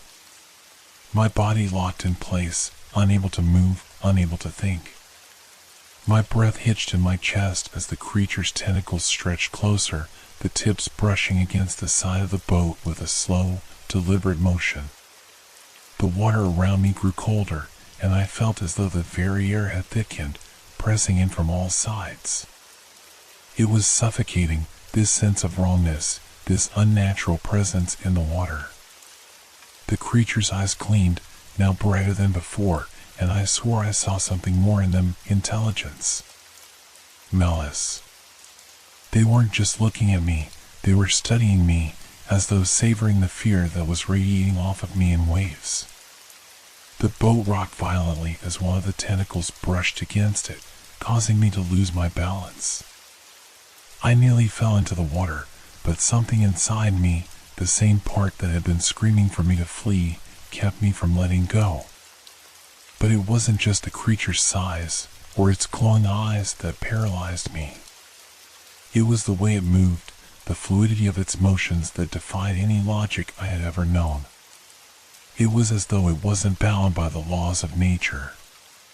It was the water, moving through it as easily as air. And I was nothing more than a helpless speck in its domain. I wanted to scream, to throw myself into the water and try to escape, but my body wouldn't obey. Every instinct in me screamed that I was in the presence of something other, something ancient and monstrous, and I was its prey. The water around the boat stirred again, and I saw the creature's massive form shift beneath the surface. It was rising with an intensity that I could no longer deny. My mind shattered, and I could feel the dread consuming me. I was alone, trapped in a fog with a monster that had no reason to spare me. The sea devil had been awakened, and it had found me. The world began to blur, the only thing clear in my vision were those eyes, glowing with a hunger that made my skin crawl. And then, with a slow, deliberate motion, the creature began to pull itself closer. The next few days felt like they had stretched into weeks. Time had become meaningless, each hour blending into the next as I sat in the silence of the cabin, consumed by thoughts of the creature. I had seen it. No, I knew it was real now. There was no denying it, no pretending that it was just a figment of my imagination or some local myth designed to scare away outsiders. The sea devil was real, and it was waiting beneath the water. I couldn't shake the image of its glowing eyes, staring directly at me from the depths. The way it moved, almost gracefully, as though it was the very essence of the ocean itself.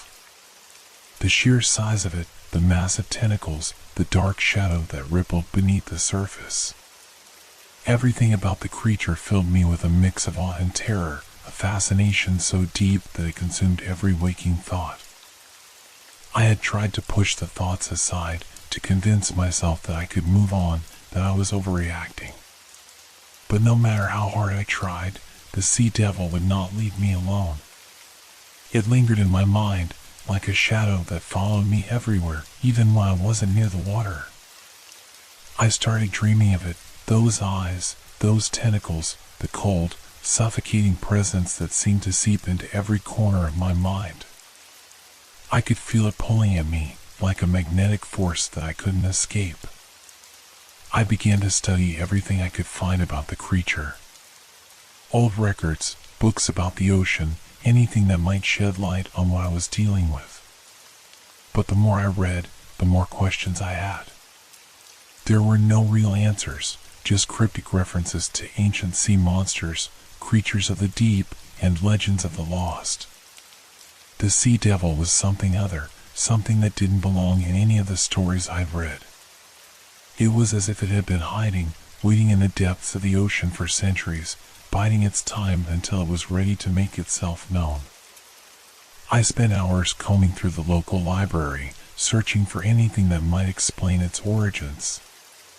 But there was nothing. No mention of a creature like the one I had encountered. The fisherman had been right. It wasn't a ghost story, or an exaggeration. This thing was real, and it had lived for far longer than any of us. It had been here before humans, before the first ships had sailed these waters, and it would be here long after I was gone. The more I thought about it, the more the obsession gripped me. I couldn't stop thinking about the creature, about what it wanted, why it had chosen me, or if it had chosen me at all. Maybe it was just the wrong place at the wrong time, a random victim of its hunger. But the more I stared into the water, the more I felt like it was drawn to me, as though I was part of its plans, part of its ancient cycle. I had to know more. I had to get closer.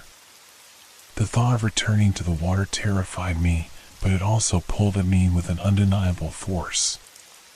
The questions I had, the need for answers, drowned out the fear. I couldn't live with the uncertainty any longer.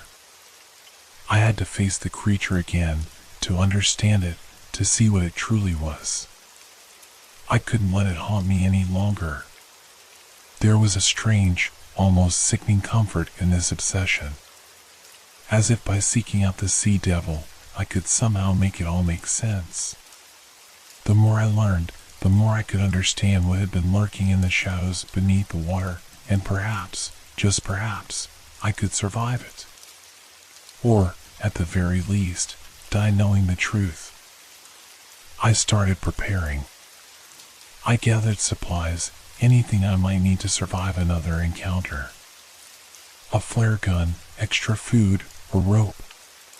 Something to defend myself with, though I knew deep down that nothing would be enough. The sea devil wasn't something that could be fought or escaped. But I couldn't stop myself.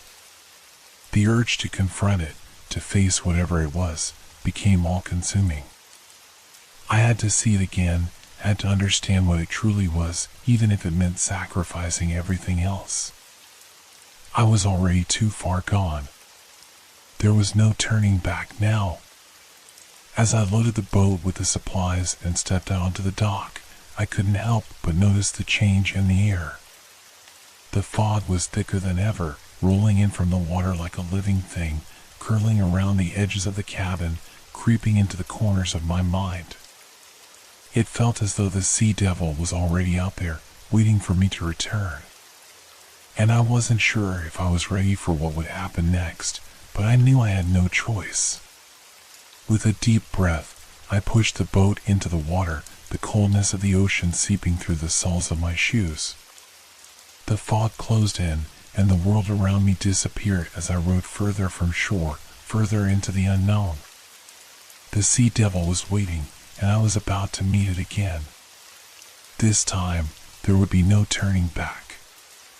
The further I ventured into the waters, the more I felt a subtle but unmistakable shift in the atmosphere.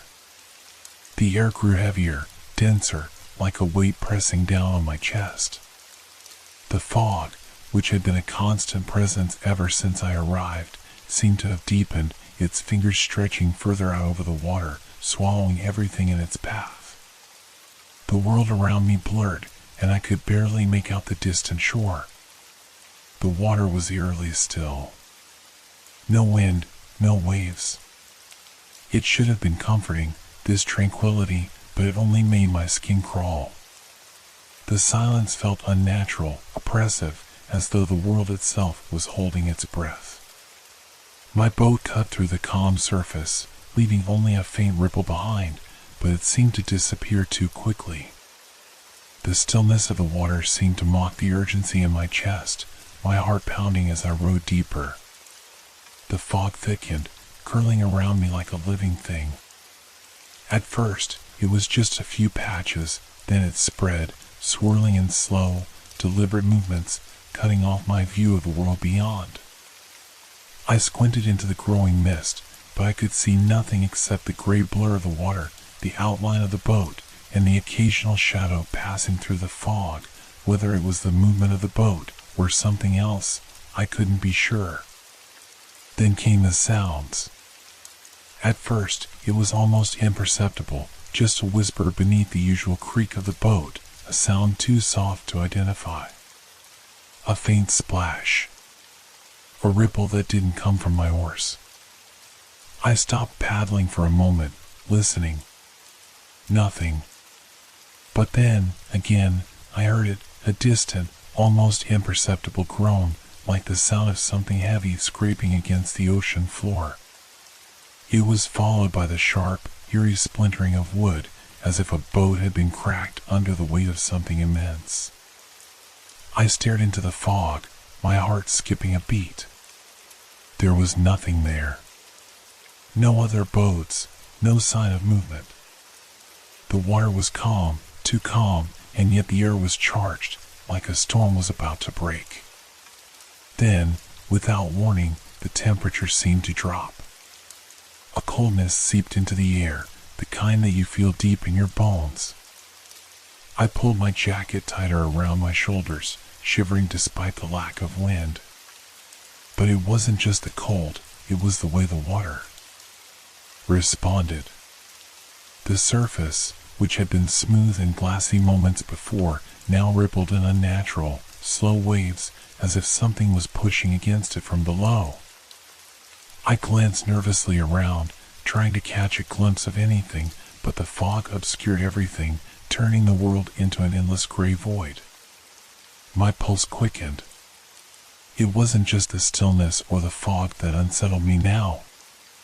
It was the way the air seemed to thicken, as if the environment itself was changing, becoming something else, something alien, something dangerous.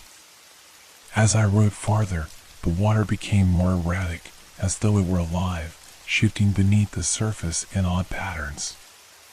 It wasn't the gentle rocking of the boat caused by waves or wind, it was something far more deliberate, as though the sea was testing my presence, probing me. I could almost feel the weight of whatever lay beneath me, shifting in the depths, waiting. The sounds continued, subtle, unnerving sounds that seemed to come from all directions, just beyond the edge of my hearing. A slither, like wet tentacles dragging across the seabed. A deep that resonated through the water, vibrating up from the depths, just beyond reach.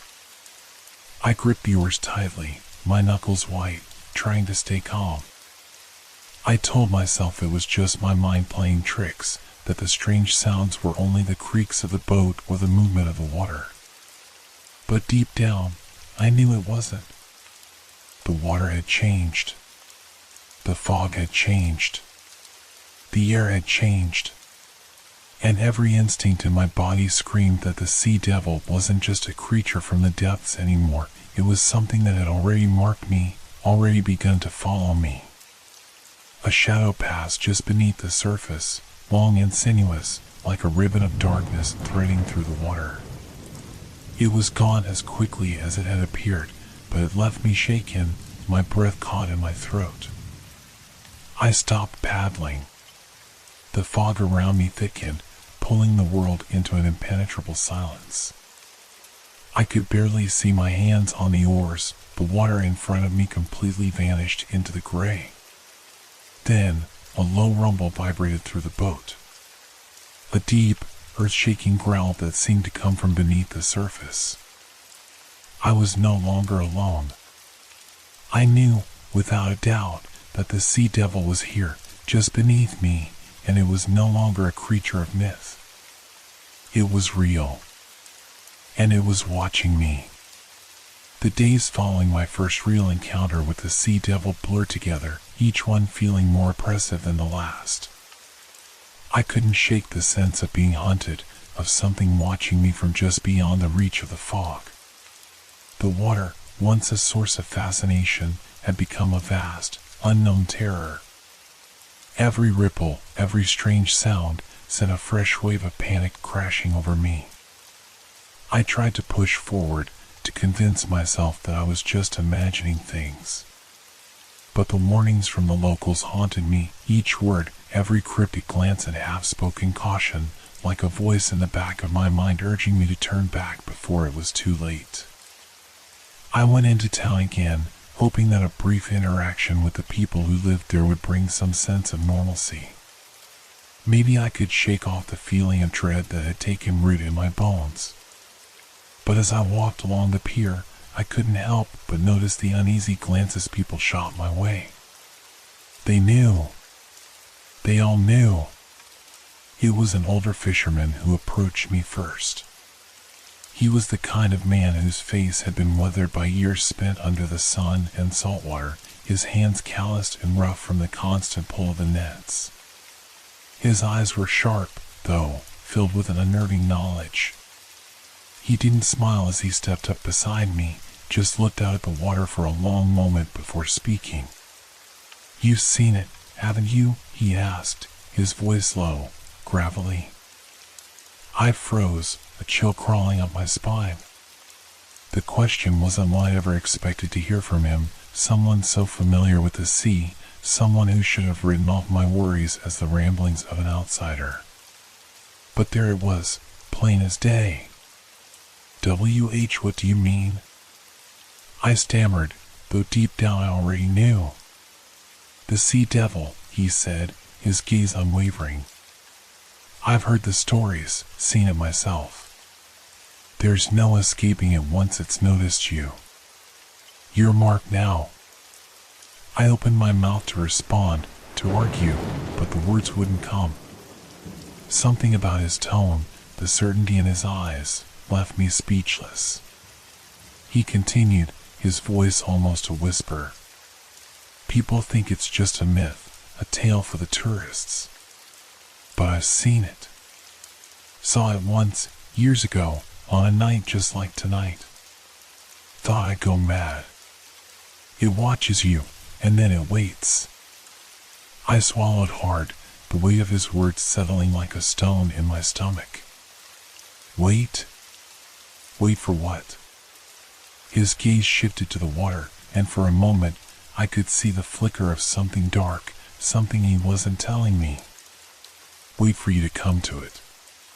Or for it to come to you," he muttered, before turning away, his old boots dragging against the dock as he left me standing there, more unsettled than ever.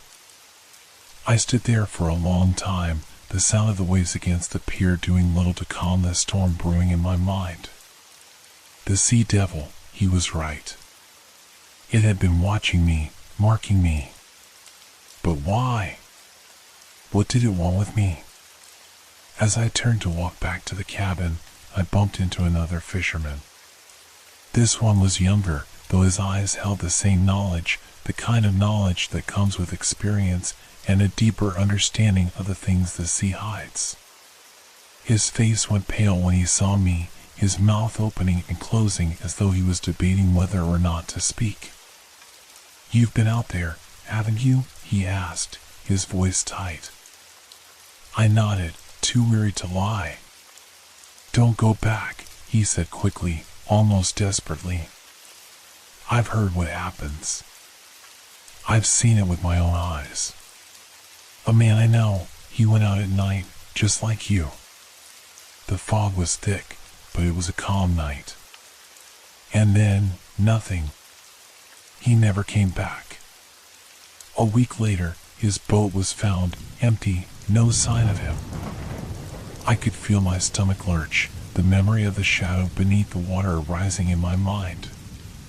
The man was silent for a moment, his gaze flickering over my shoulder as though searching for something just out of view. "They say this sea devil doesn't just take you," he said, his voice low, trembling slightly. "It drags you. Makes you see things, hear things. And when it's done, it leaves you, broken. A shell of who you were." I shivered, not from the cold but from the depth of his words.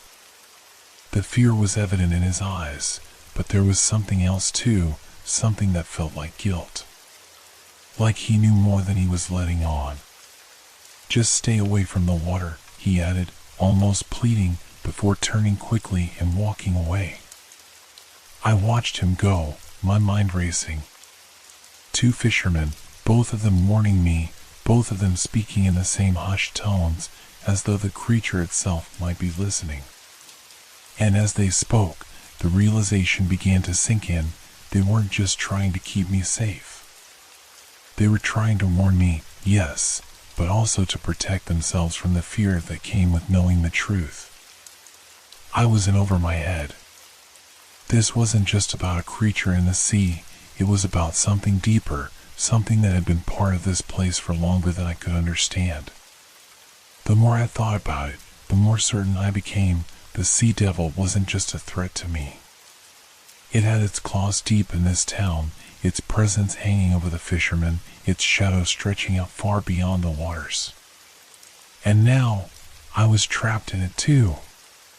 The days began to blur into a haze of anxiety and fear, each moment stretching endlessly, suffocating me. I couldn't sleep. Every time I closed my eyes, all I saw was the water, still, cold, and endless.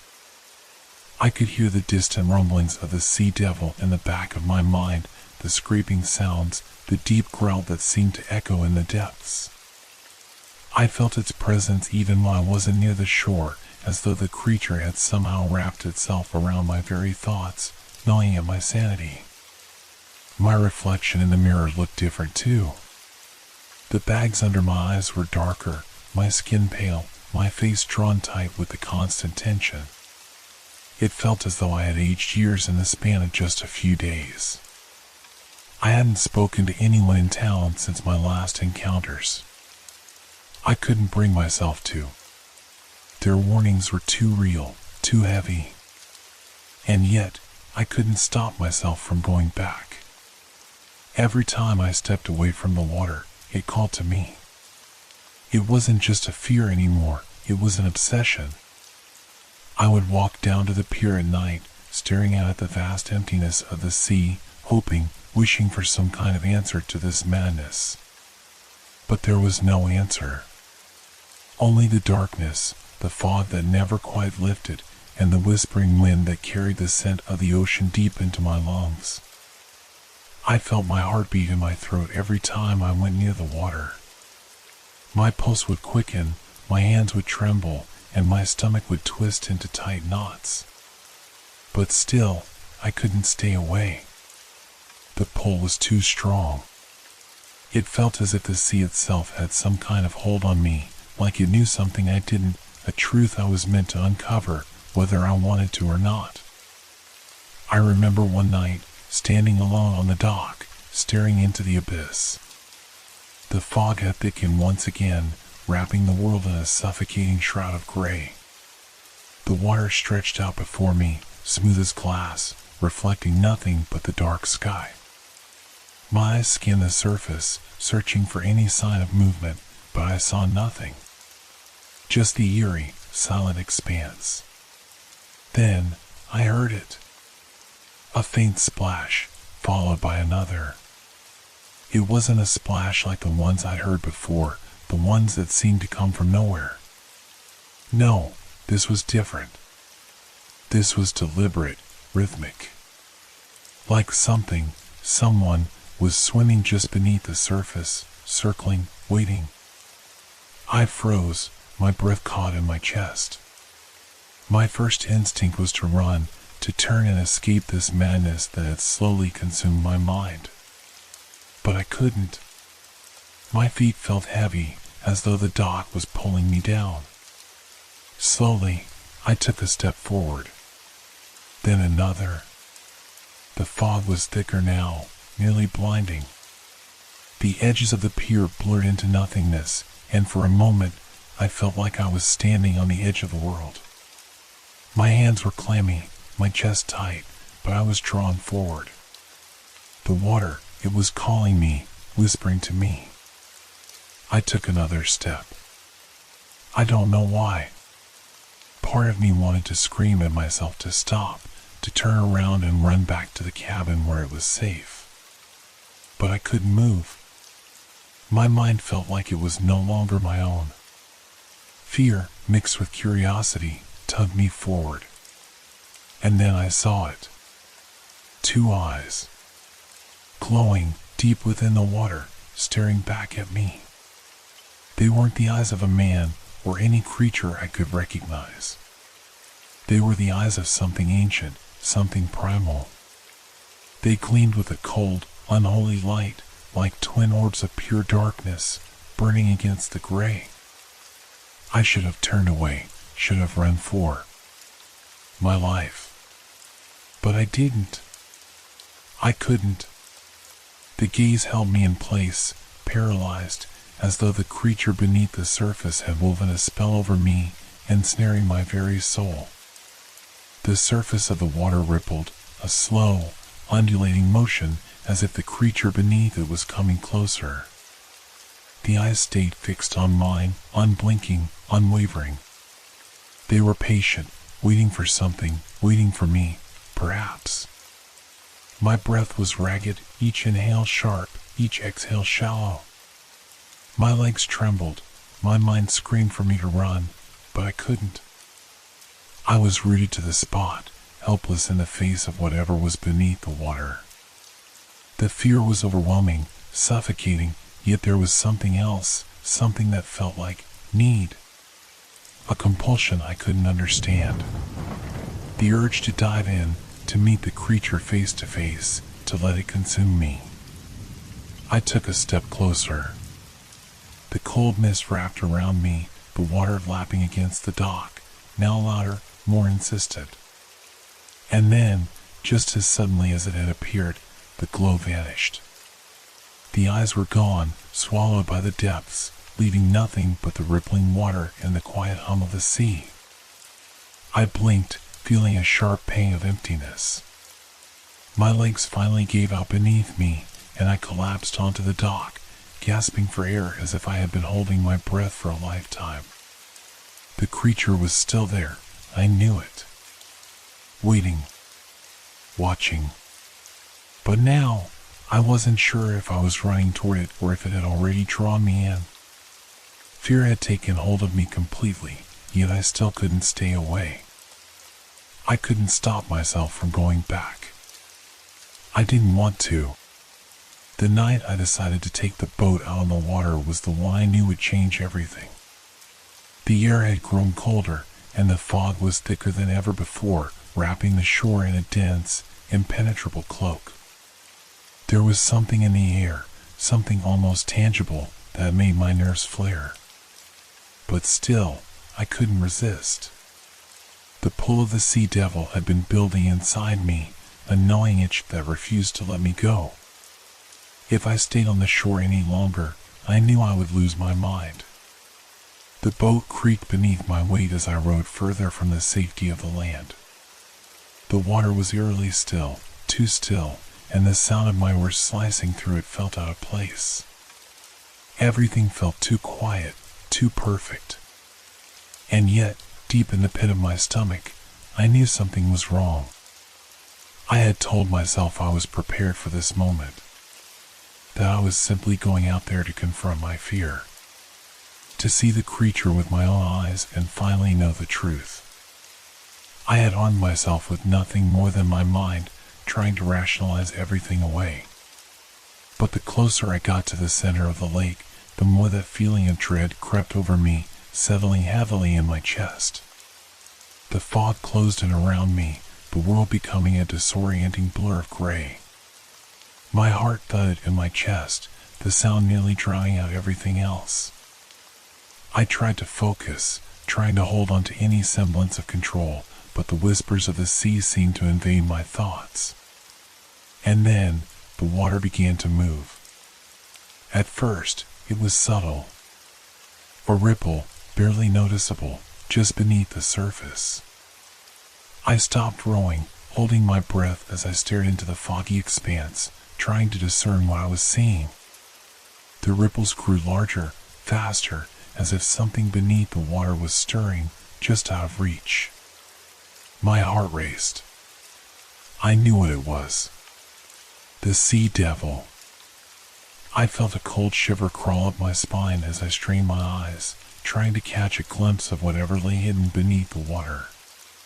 But all I could see was the faint reflection of the fog, the soft shadows cast by the moon. Still, the ripples grew stronger, more deliberate. Something was circling, moving in a pattern, and I could feel it drawing closer, closer, with every passing moment. Then, a sudden splash echoed across the water. It wasn't the sound of something small breaking the surface.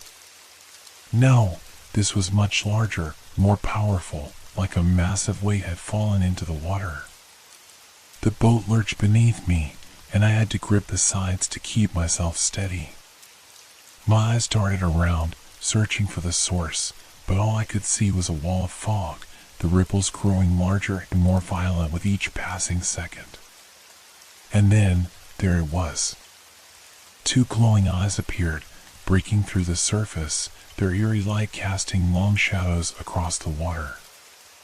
They were massive, far too large to belong to anything normal. They gleamed like twin beacons, casting a sickly glow that illuminated the darkened water around them. I froze. The eyes didn't blink. They just stared. Unblinking, unfeeling, like two holes in the darkness. A feeling of pure terror flooded through me. I had come here to face it, to see the creature up close, but this was more than I could have ever imagined. The beast beneath the water was watching me, studying me, as if deciding whether I was worth the effort. I wanted to scream. I wanted to turn and row as fast as I could back to the shore, but my body wouldn't move.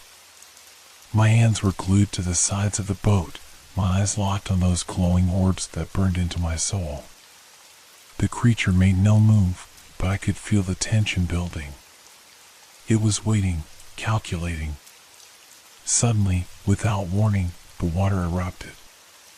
The boat rocked violently as something massive slammed into it from beneath. I was thrown off balance, my heart in my throat as the boat teetered dangerously, almost tipping. Panic surged within me as I scrambled to regain control. The water churned violently, waves crashing around the small boat, as if the sea devil had suddenly decided that I wasn't meant to leave. The eyes disappeared beneath the surface, but the ripples continued, growing stronger, faster, as though the creature was circling me, just beneath the waterline, its massive body moving with impossible speed.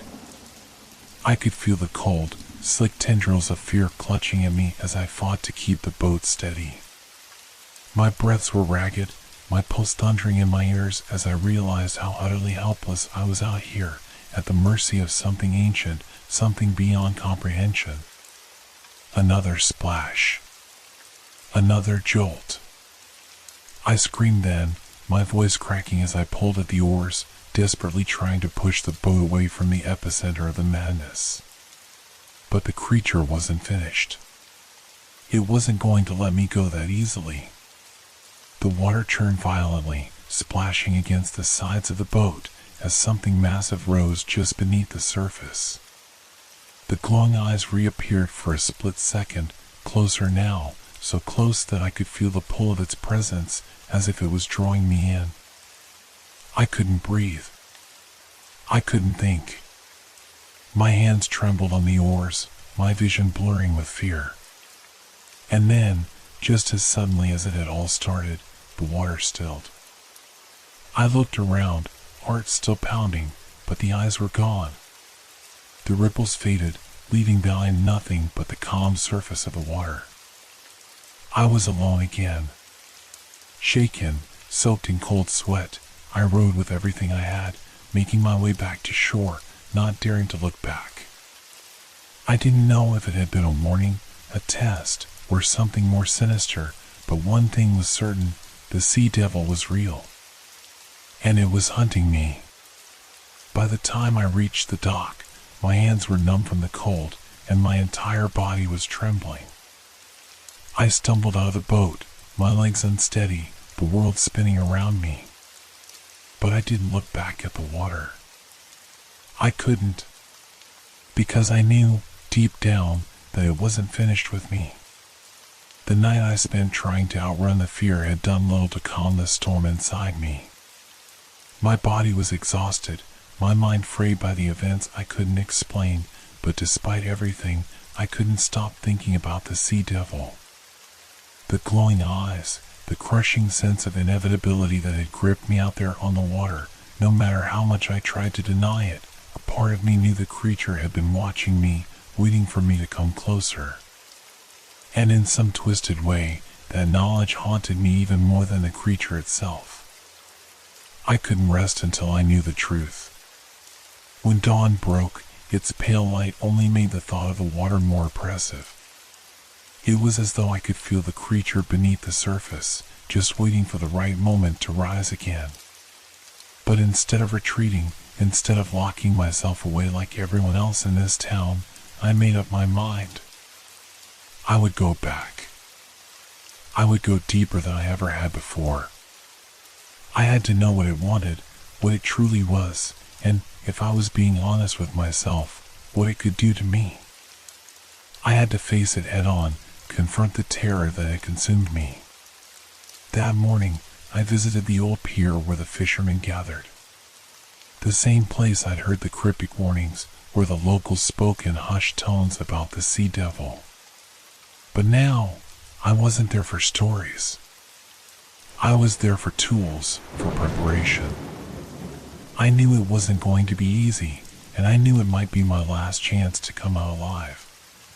The men, as usual, gave me strange looks as I approached, their weathered faces lined with suspicion.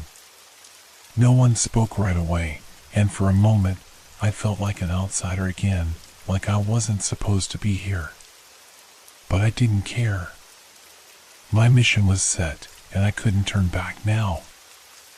I found an old, weather-beaten boat in the back of the dock.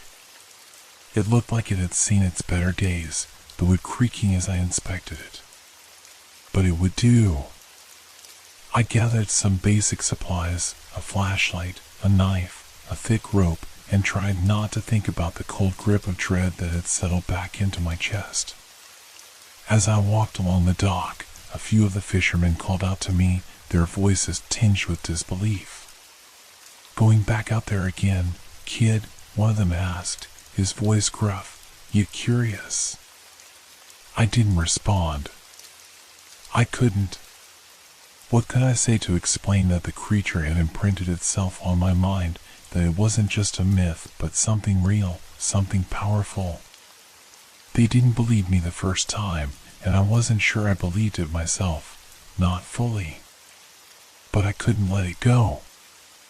I couldn't leave Cape Cod without knowing if I was meant to die at the hands of the sea devil or if I could survive it.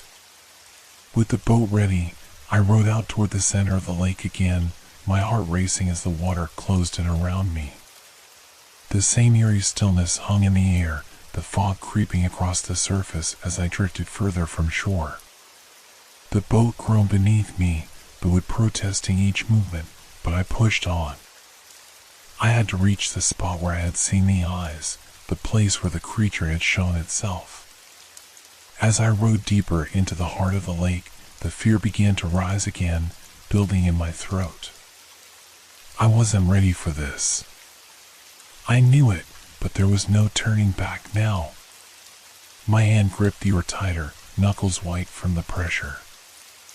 I was doing this for answers, for closure, or maybe just for survival.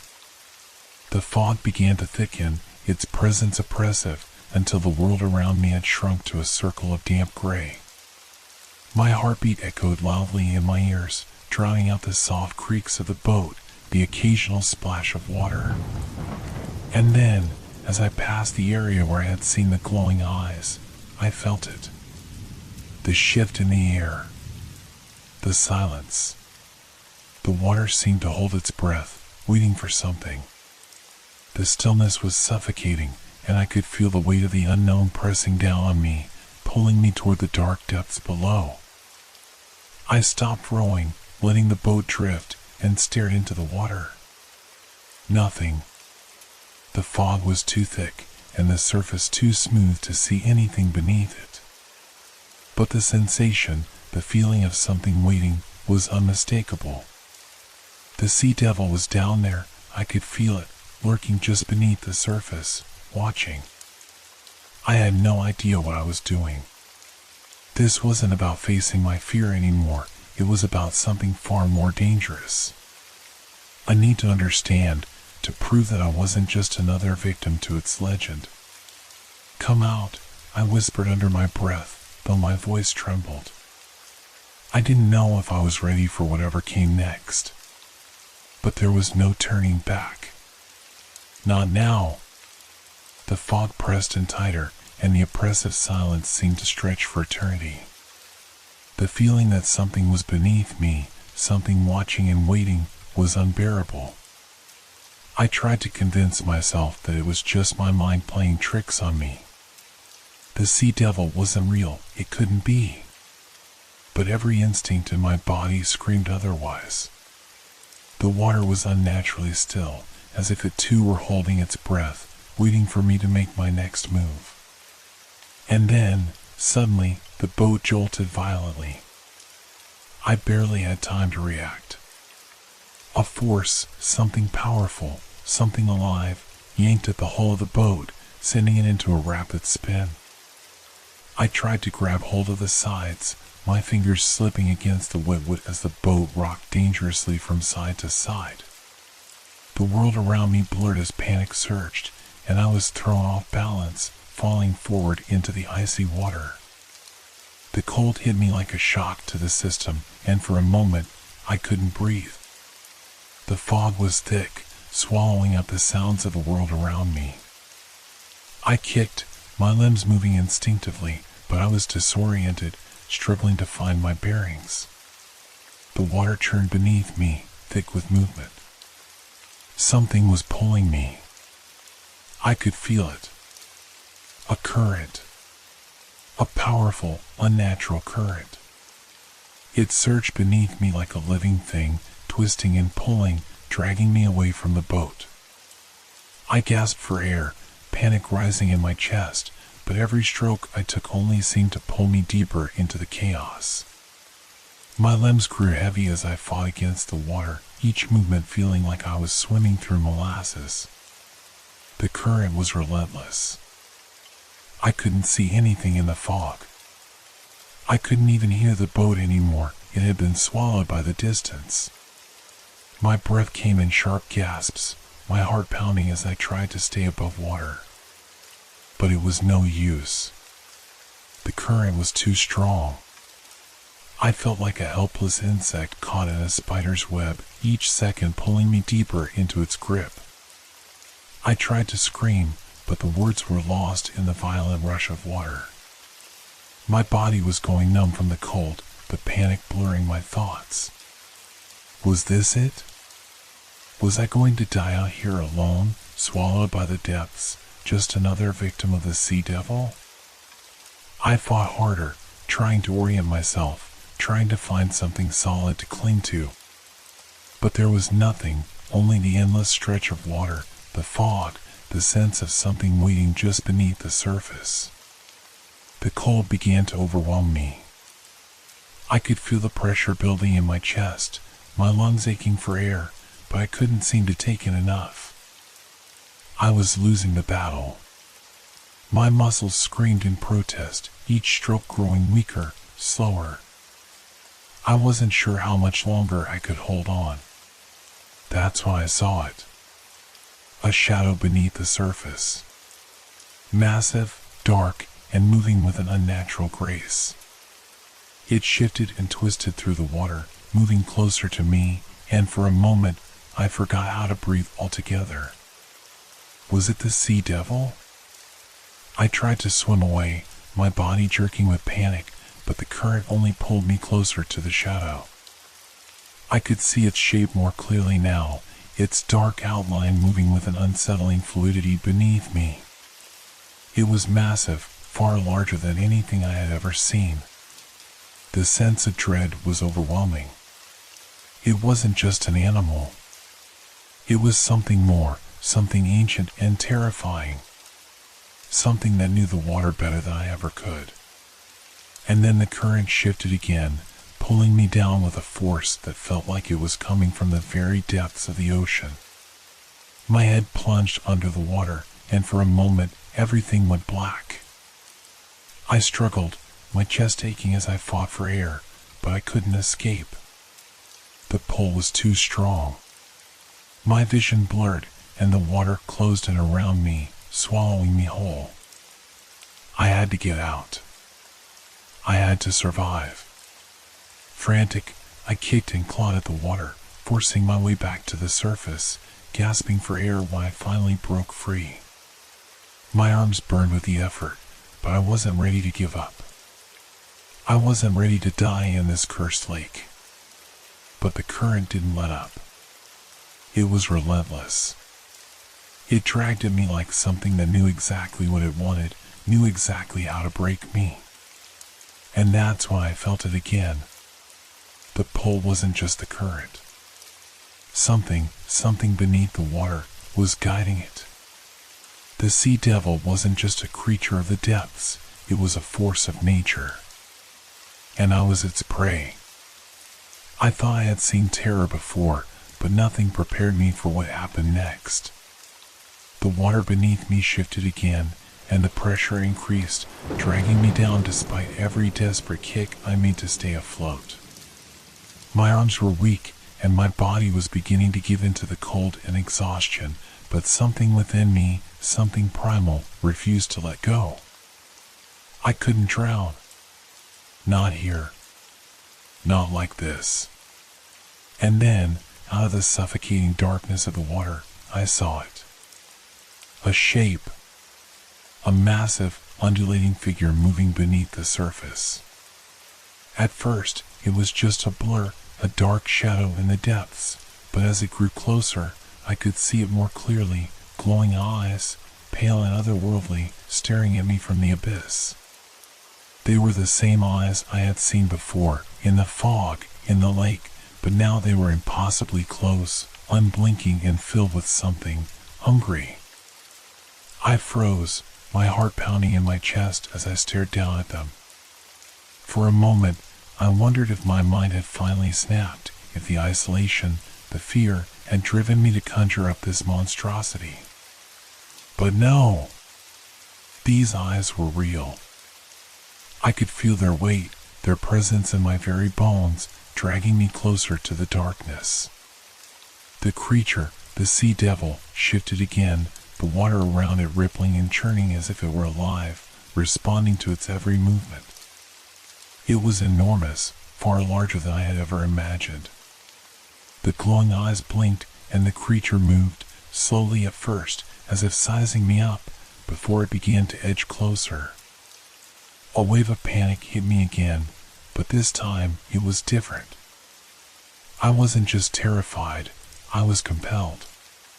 There was something in those eyes, something hypnotic, something that called to me from the depths. I couldn't look away. My body moved against my will, each breath feeling more and more shallow as I was drawn closer to the creature, to the dark water it called home. I tried to fight it, tried to scream out, but my voice was swallowed by the rush of water and the growing pressure in my chest. The water, once cold and indifferent, now felt alive, pushing me down, pulling me under its surface. I wanted to swim away, to escape, but it was as if the very current was no longer in my control.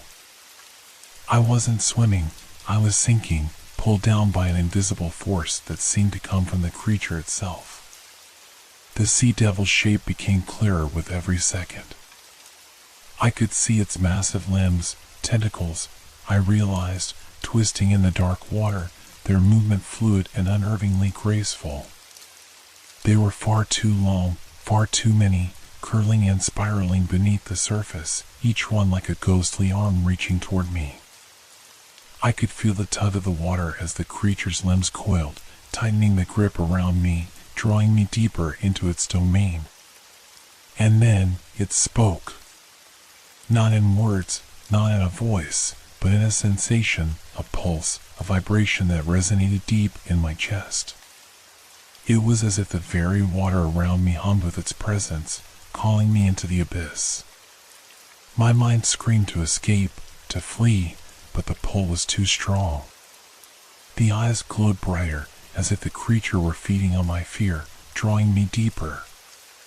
The closer I got to the creature, the more I felt it, this terrible, overwhelming sense of belonging. I didn't understand it at first, but it became clearer with every movement I made, every inch closer to the depths. The sea devil wasn't just pulling me down. It was inviting me in. It was coaxing me, luring me, offering me the darkness of the water as if it were a second home, a place where fear no longer mattered. I couldn't resist. I couldn't stop myself from being drawn into its grip. I was so close now, my head just inches above the surface. The air felt thick, as if it was becoming harder to breathe, but I couldn't tear my gaze away. I was so close. My hands reached out toward the surface of the water, and I could almost feel the cold pressure of the creature's massive form just beneath me. Then, a tentacle shot up from the depths, wrapping around my legs, pulling me under in one swift, powerful motion. I gasped, water filling my lungs, and for a moment, I thought I was done. Drowning. No escape. But still, I could feel it, the creature, its immense presence beneath me, its eyes still watching, still pulling me deeper. My body went limp in its grasp, and in that moment, I understood. The sea devil wasn't just after my life, it was after my soul. And there was no escape. The darkness around me swallowed everything. The water churned, its cold fingers pulling me deeper as the sea devil's grip tightened. I couldn't move, couldn't breathe. My vision blurred, the weight of the water crushing me as the pressure increased, and I thought, for a brief, fleeting moment, that this was it. That I had finally succumbed to the depths of the ocean. But then something changed. The water around me seemed to shift, as if it were parting, and a strange warmth began to envelop me, an unnatural heat, like the air before a storm. It was suffocating, disorienting. And then, as if pulled by some unseen force, I found myself somewhere else. The fog, the cold, the relentless pull of the water, all of it faded. I was no longer drowning. I was standing, surrounded by darkness, the oppressive silence stretching on in every direction. I couldn't move, couldn't speak. I was trapped in a place that felt both alien and familiar. It was as if I had been pulled into the creature's very mind, a realm where thoughts and memories twisted like the currents beneath the surface. I tried to call out, but no sound came. My body felt like it was no longer my own, as if I were an observer rather than a participant in this twisted reality. The water, too, was gone. Instead, I felt an overwhelming sense of being watched. I wasn't alone. The sea devil was here, too. It was all around me, its presence suffocating, closing in with an unnatural weight. And then, the vision began. It started with a ripple, a flash of memory, so vivid that it nearly knocked the breath from my lungs. I saw a great storm, a fierce tempest that tore through a small coastal village. I saw fishermen, their boats tossed by the waves, struggling against the furious sea. But then, from the depths, a massive shape rose, a shadow in the water that dwarfed the boats. Its glowing eyes burned through the storm, and with a single, crushing movement, the boats were dragged under, swallowed by the dark, roiling depths. The villagers screamed, their cries lost to the wind and the waves. But it didn't end there. I saw more. I saw it happen again and again, in different places, on different nights. The creature, the sea devil, emerging from the deep, always in the darkest hours, always when the storm was at its worst. It moved through the waters like a king, luring sailors to their doom with its glowing eyes, its massive limbs wrapping around their boats, dragging them down to the inescapable dark. But it wasn't just the boats. It wasn't just the fishermen. The vision twisted and contorted, and suddenly, I was no longer watching from the outside. I was there, in the depths with them, trapped with the drowning men, the desperate, panicked faces as they were pulled under the water, helpless against the sea devil's grasp. I could feel their fear, their struggle, their final moments as they were dragged into the dark, never to be seen again. I could feel their terror, their final breath bubbling in the water, the helplessness and the wrongness of it all. It wasn't just the drowning that haunted me, it was the realization that the sea devil didn't just take lives. It consumed them, not just in body, but in spirit. The souls of those it dragged down never truly escaped. They were lost, trapped in the depths, a part of the creature's eternal hunger. I felt the cold depths closing in around me again, but this time it wasn't just the water. It was the weight of everything, the weight of the souls that the creature had claimed. The fear, the suffering, the loss. I could feel it all pressing down on me, drowning me. I gasped, a sharp, strangled breath that echoed in the silent void, but there was no escape.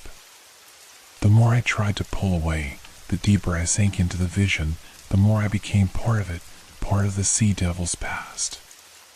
And then, just as quickly as it had started, the vision ended. I was back in the water. The creature's grip still held me, but now it was different.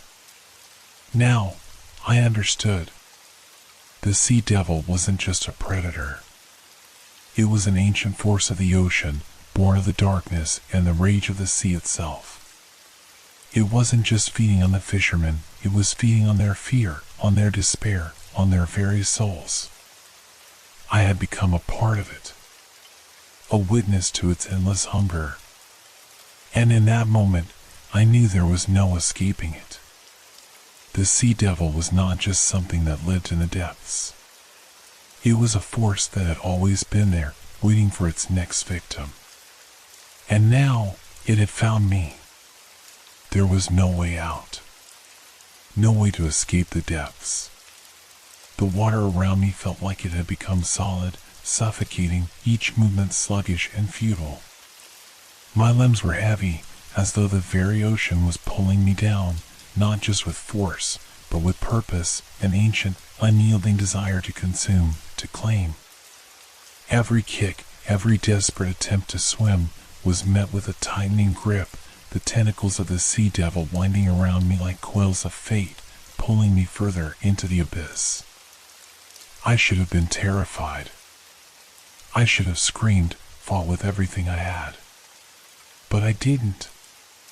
Fear had transformed into something else, a numb understanding, a resigned awareness that no matter how hard I tried, I could not escape. The creature was so close now. I could feel it with every passing moment. Its cold presence, its unblinking eyes that watched from the depths, waiting for my every move, watching me struggle, almost as if it were enjoying my helplessness. The pressure around me increased, but I no longer felt like I was drowning. I felt like I was being suffocated by the very essence of the ocean itself. Every breath I took was forced, shallow, and fleeting. I tried to push myself upward, my hands cutting through the water in desperate strokes, but the current was relentless, pulling me back.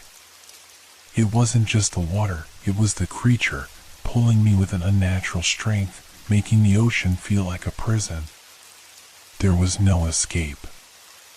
I tried to think. I tried to rationalize. Maybe it was a dream. Maybe this was all in my head, the result of too many sleepless nights, too much fear, too many stories from fishermen. But deep down, I knew the truth.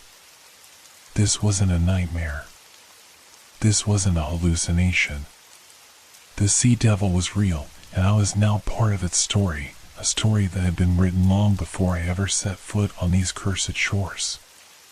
The coldness of the water began to seep into my bones, not just physically, but emotionally. It was as if the darkness of the deep ocean had found its way inside of me, twisting my thoughts, erasing my sense of self. The more I struggled, the deeper I sank, not just into the water, but into the despair that surrounded me. The creature's pull was overwhelming. The darkness, its hunger, was all-consuming. And then, as if to confirm what I had feared, the creature's grip tightened again, its tentacles winding around my torso, pulling me closer to the murky depths. My heart raced in panic, but there was no fight left in me. The weight of everything I had seen, everything I had witnessed in the water, in my visions, had drained me. I wasn't just being pulled down physically, I was being dragged into its depths psychologically, too. The creature wasn't just after my life. It was after my very will to live. I thought of the fishermen, the lost souls who had disappeared before me. I thought of their desperate screams, their futile attempts to escape. I thought of the village, the families that would never know what had truly happened to their loved ones. And I realized, with a sickening clarity, that I would never be seen again either. I could feel the depths calling to me, their vastness overwhelming, and the crushing weight of the creature's presence pressing me deeper into the void. There was no escape from it. I was lost, completely, utterly lost. The surface of the water, the world above, was so far away now. The sky, the shore, the village I had once known, all felt like distant memories. I was no longer part of the living world. I was becoming part of something else, something ancient, something that had always existed beneath the waves, waiting to claim more souls. The water closed over my head, and for a moment, everything went black. My lungs burned, my heart hammered in my chest, but the darkness was absolute. It was a calm sort of finality. I had been consumed, both by the creature and the ocean itself. There was no fight left in me now. And then, just before the darkness swallowed me completely, I realized something else. It wasn't just my life that had been taken. The sea devil had claimed my soul, my very essence, like it had claimed countless others before me, dragging them into the depths, where they would never truly be free. There would be no escape from this. No return to the surface. No return to the world I had once known. And with that, I sank into the dark, my body, mind, and spirit lost to the sea devil forever. The coldness of the water felt like ice against my skin, seeping into every crevice of my body. My chest burned as I gasped for air that wasn't there, my lungs begging for relief, yet all I could inhale was the freezing, suffocating salt water. Every muscle in my body screamed for release, but the creature's grip, their unrelenting tentacles, held me in place, pulling me deeper, dragging me away from any semblance of light or hope. I should have been dead by now. The struggle, the panic, should have worn me down completely. Yet I fought on. Something in me refused to give up. Was it instinct? A fleeting hope? Or was it something darker, something primal, the will to survive, even when the odds were insurmountable? I didn't know. All I knew was that I couldn't die like this. Not without a fight. With every ounce of strength left in me, I twisted and pulled, my hands clawing at the thick, slick tentacle that held my chest in its iron grip. My fingers slipped off the smooth surface, but I kept fighting, desperate to break free. The creature's hold was so strong, but there had to be a way out, there had to be. If I could just break free, if I could reach the surface, I could survive. But the deeper I sank, the more the weight of the ocean pressed against me, like the hand of the abyss itself, pushing me further down, dragging me further from the surface. I could feel the pull of the sea devil's power, an overwhelming force that threatened to consume me, body and soul. The darkness around me seemed to close in tighter, pressing on all sides. The sound of the water, the rhythm of the deep, was deafening, drowning out everything else. Still, I fought. My hands scraped against the tentacle, my heart pounding in my ears, and then I felt it. A weakness, a slight shift in the creature's grip. It wasn't much, but it was enough to give me hope. With every ounce of my remaining strength, I pulled harder, twisted my body with a force that felt unnatural. The tentacle shifted again. I was slipping free. The relief was fleeting as another part of the creature's body seized me, this time wrapping around my leg. I screamed, the sound trapped in my throat as I struggled against it. My mind raced. If I didn't break free now, I would never get the chance again. I thrashed, every muscle screaming, but my movements felt slow, heavy, as though the creature was draining my very energy. Yet, somehow, I didn't stop. I couldn't. The vision of the shore, the image of safety, flashed in my mind. I could almost see it, if I could just reach the surface. The tentacle around my leg tightened, and I cried out, pain shooting through me as the pressure intensified. I could feel it pulling me down, pulling me toward the darkness. But I refused to go. I kicked, I punched, I twisted and turned until I felt the creature's grip loosen for the briefest moment. I took advantage of it, reaching out with both hands to tear at the tentacle, my fingers digging into the soft, rubbery flesh. A surge of panic and desperation flooded me. This was my chance. I would break free. I would escape.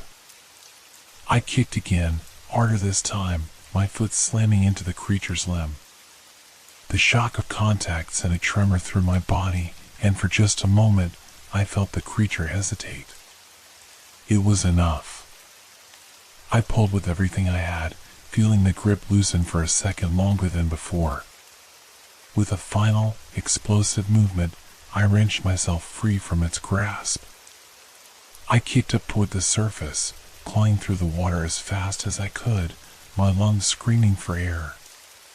My vision blurred, but I didn't care. The water felt colder now, like the depths were trying to pull me back, to claim me once again. But I could see the faintest glimmer of light above, barely visible but enough to give me hope. I kicked harder, faster. The surface felt within reach, but with every stroke, I felt the creature's presence lurking behind me. The suffocating weight of the water, the ever-present sense of being watched, it was all closing in. The sea devil was not done with me yet. I was still fighting to survive, but I knew deep down that escaping the creature's grasp was never truly a matter of physical strength. It was about my mind, my will to live. And no matter how deep it pulled me, no matter how much fear it instilled in me, I wouldn't let it win. As I surged toward the surface, my body trembling, my mind on fire, a strange clarity washed over me. For the briefest of moments, the panic that had consumed me for so long seemed to dissipate, replaced by a haunting calm. The water around me, the cold pressure of the ocean, the darkness that had been threatening to swallow me whole, they all fell away, leaving only the creature and its terrible truth. I didn't know what it was at first. The water's surface shimmered faintly in the distance, yet it seemed so far away, an unreachable paradise. But in that moment, I saw something else, something that had been right in front of me all along, something I had missed in the rush of survival. The sea devil wasn't just a creature. It wasn't some monstrous, animalistic thing lurking in the deep. No, it was something far older. Something far more terrifying. It was part of the ocean itself. It was the ocean's rage, its hunger, its endless need to consume. It wasn't just a beast that lived beneath the waves, it was the embodiment of everything the sea had ever been, a force of nature, unyielding and eternal. The creature's tentacles were not just appendages, they were conduits to something greater. They were the arms of the ocean, reaching out, pulling in everything in their grasp, suffocating it, drowning it, and leaving only fear in their wake. The sea devil was not a separate entity. It was a part of the sea's eternal hunger, its unquenchable thirst for what it could never have. And now, I understood. It wasn't after me, it was after everything. The sea devil was the ocean's will to claim, to take, to pull everything into its depths. In the flickering light, the surface seemed like an impossible dream, a false hope. The truth of the sea, and the creature that guarded it, was clear now. The sea devil was more than a myth, more than a legend passed down through generations of frightened fishermen. It was a primal force, an ancient power that had no beginning and no end, forever reaching out from the depths to reclaim what was once part of it. A rush of understanding filled me, as if I had unlocked a terrible secret.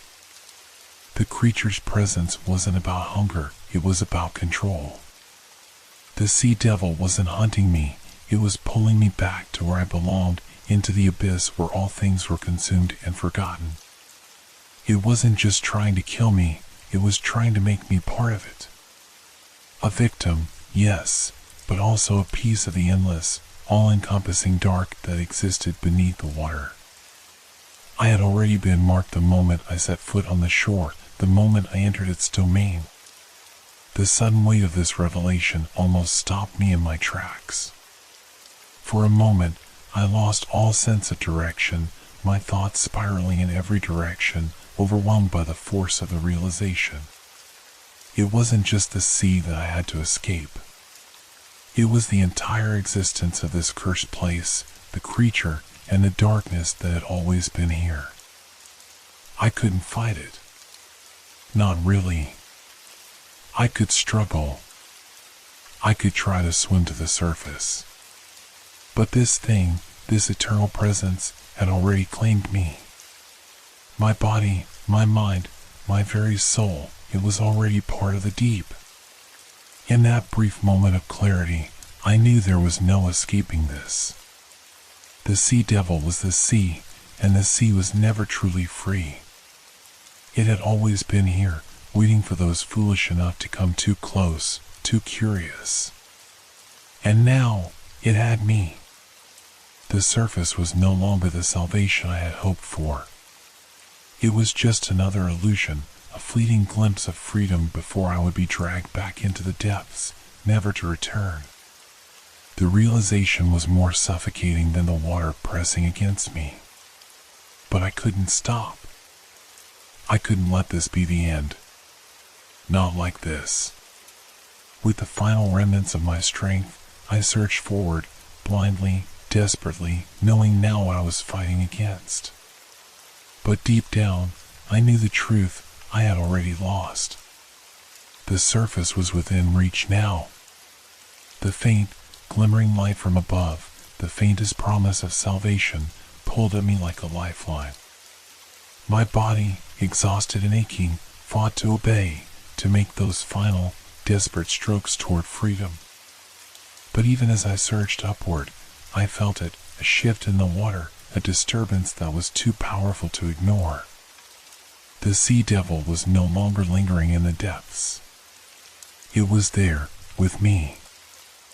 I could feel its presence now, close enough that the very water around me seemed to vibrate with its power. The pull of the ocean, the pull of the creature, was stronger than ever before. It wasn't a mere shadow beneath the waves, it had become a tangible force, a massive, living thing that could bend reality with its very existence. My heart pounded in my chest as I realized the truth, there was no escaping it. The sea devil was not just a creature that lived beneath the surface. It was the surface. The sea itself. And now, it had found me. The tentacles broke through the water, swift and silent. I barely had time to react before one of them wrapped around my arm, the slick, rubbery skin constricting like a vice. Panic surged through me as I twisted, trying to free myself, but it was no use. The strength in its grip was unimaginable, crushing my arm with a force that felt like it could snap bone. I gasped, trying to scream, but the cold water filled my mouth. I kicked, my legs thrashing, but the more I struggled, the tighter its grip became. It wasn't just holding me. It was pulling me down, dragging me into the black abyss below. My lungs screamed for air, but I was sinking faster than I could comprehend. The creature's tentacle tightened, and for a brief, horrifying moment, I felt its terrible power flowing through me. It wasn't just physical. There was something else in that touch, something colder, more ancient than the sea itself. It was as if the creature's very essence was seeping into my soul, leaving me paralyzed with fear and a deep, bone-chilling sense of inevitability. In that instant, I saw it. Its massive eyes, glowing with an unnatural light, fixed on me with a predatory gaze that sent a ripple of dread through every fiber of my being.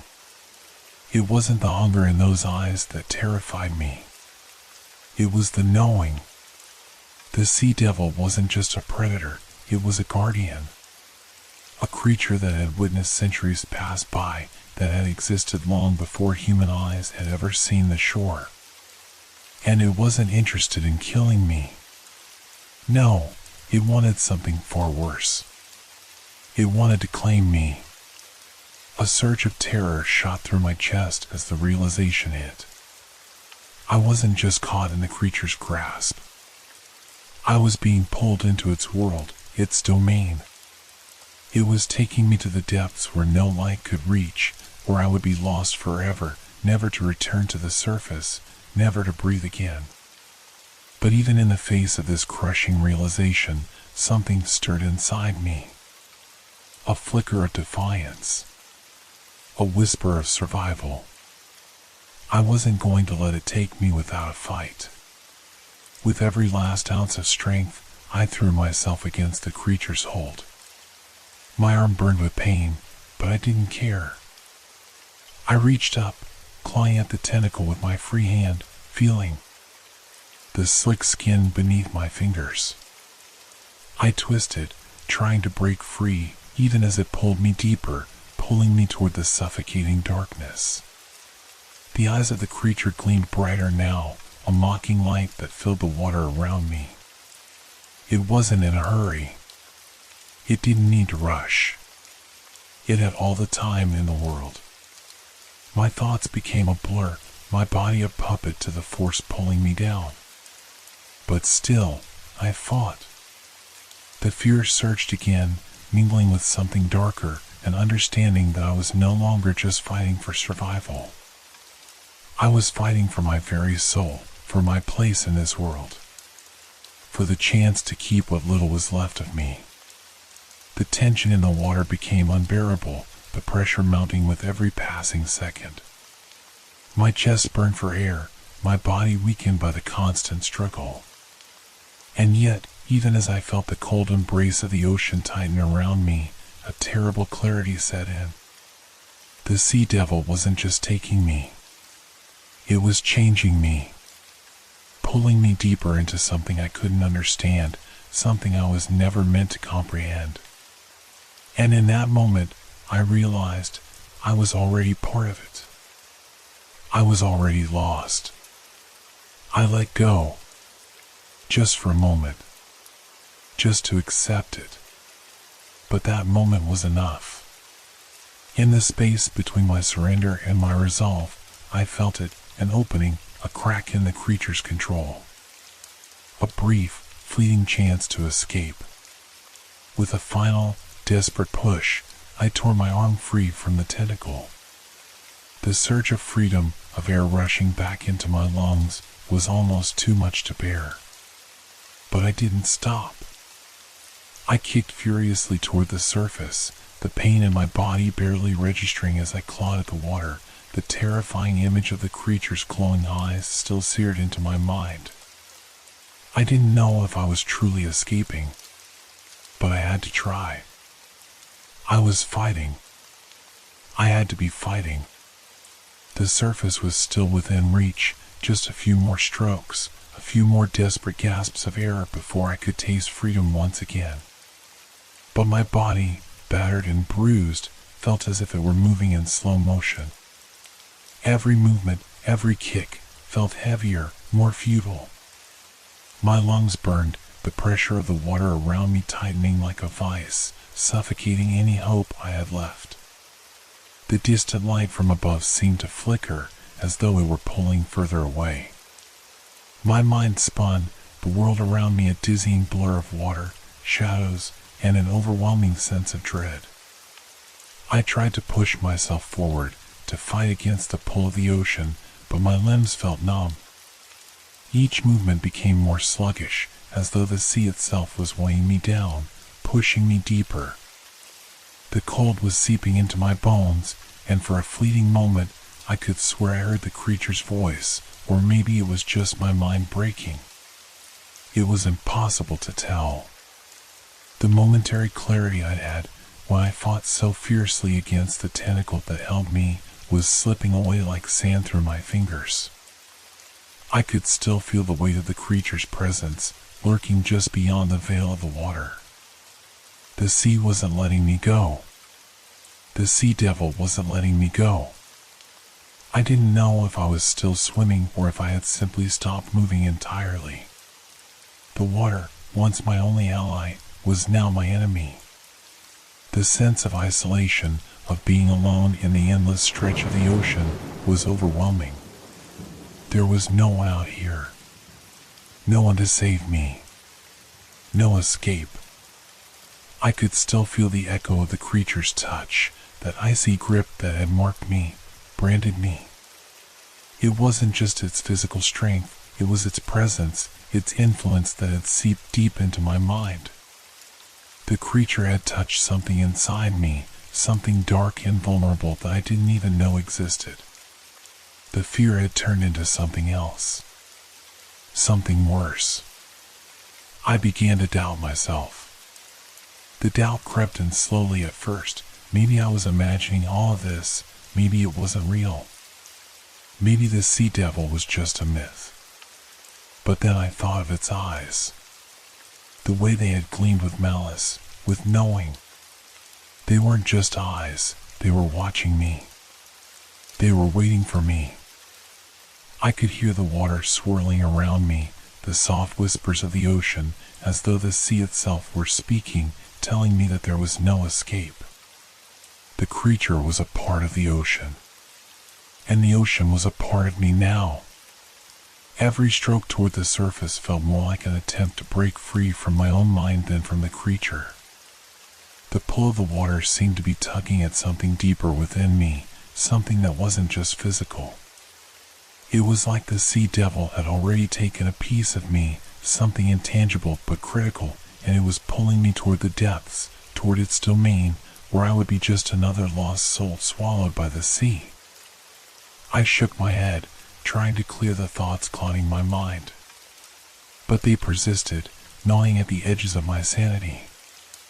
The surface had never felt so far away. The water, the dark ocean, the sea devil, it was all part of something I could never escape. The very essence of the sea had claimed me. It was inescapable. A new wave of fear washed over me, not just the fear of drowning, but the fear of what I would become. The creature's power, its influence, wasn't just physical. It was insidious. It was breaking me from the inside out. It wasn't just about survival anymore, it was about surrender. The sea had already won. It had already made me part of its world. I stopped fighting. For just a moment, I let myself sink, just a little, letting the pressure of the water embrace me. Maybe it was easier this way. Maybe it was time to let go. The sea devil had been patient and waited for me to reach this point. And now, I was ready to be taken. It had never been about escaping. I had always been a part of it. The pressure around me increased, the water growing colder, the darkness deeper. I was there. I was already lost. The surface was just a memory now, a distant dream. The sea would claim me, and there was no one left to save me. As the last of my strength began to fail, I allowed myself to sink further, knowing that this was the end. The sea devil had won. I wasn't ready to give up. Not yet. Even as I sank deeper, the weight of the sea pulling me further into its grasp, there was a flicker, a small, stubborn spark deep within me that refused to surrender completely. It was the last thread of will, the final shred of defiance that I had left. Something primal and instinctual surged through me. I could still feel the creature's presence, the shadows moving below me, the silent pressure of its power suffocating the water around me. But now, it wasn't just the creature I feared. It was what I was becoming. The sea was changing me. And if I didn't break free, if I didn't fight one last time, I would drown in its darkness forever. I felt the icy grip of the water, the overwhelming cold that seemed to seep into my very soul, but instead of fear, there was something else. It was as if the sea itself was trying to swallow me whole, but I was no longer just a victim. I had been marked by it, yes, but I had also been changed by it. The presence of the sea devil, the weight of its influence, had twisted something inside of me. I could feel it now, something dark, something ancient, stirring within me. The fear had shifted. It wasn't just terror anymore. It was an understanding. The creature didn't just want me to drown. It wanted me to become part of it. And in that moment, I understood. The creature's pull had worked its way into my bones, into my thoughts. It wasn't just seeking to consume me, it was making me like it. The sea, the darkness, the coldness, it wasn't just something to escape anymore.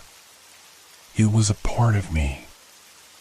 I was being swallowed, yes, but I was also being reborn. But I couldn't allow it to finish. Not yet. With what little strength remained in my limbs, I pushed against the weight of the water. My movements felt like slow, deliberate actions in a dream, as if the world had slowed down and the sea was trying to claim every moment of it. But there was a determination now, something stronger than the fear, stronger than the influence of the creature. I kicked my legs. I reached for the surface, one stroke at a time, gasping for air that seemed miles away. The pressure around me was unbearable, but my arms and legs moved with a new urgency, pushing against the water as if it were a wall. The sea was trying to keep me down, but now I knew something that I hadn't known before. I had learned the sea's secrets, felt its ancient power. It wasn't just something to fight against anymore, it was something to wield. The creature's eyes flashed through my mind again, those glowing eyes that had haunted me, that had watched me from the depths. But this time, I wasn't just a victim. I understood those eyes. They were full of power, full of an unyielding force. I could feel that power inside me now. It wasn't just the creature's power, it was mine. I was no longer just fighting for survival. I was fighting to hold on to who I was, to maintain my grasp on something human, something real. The sea had tried to take me, tried to drown me in its endless depths, but I had tasted its power, had felt it. And now, I was going to use it. The surface was so close. I could see the faintest glimmer of light breaking through the water, promising escape, promising breath. But the creature was there, lurking beneath, its presence pressing against me like a suffocating fog. It was watching me, waiting for me to give in, to stop resisting. But I wouldn't. Not yet. I took a deep breath and surged forward, my body moving with a strength I hadn't felt before. The pressure of the water tried to drag me back, but I fought it, pushing through the waves with everything I had left. Each stroke felt more powerful, more desperate. The surface was inches away now. I was almost free. But something was different. There was a shift inside me, something subtle, but undeniable. The fear, the doubt, the terror, they had all been replaced. I was no longer just a prey in this fight. The sea was part of me now, its power coursing through my veins. And with that knowledge, I felt a change.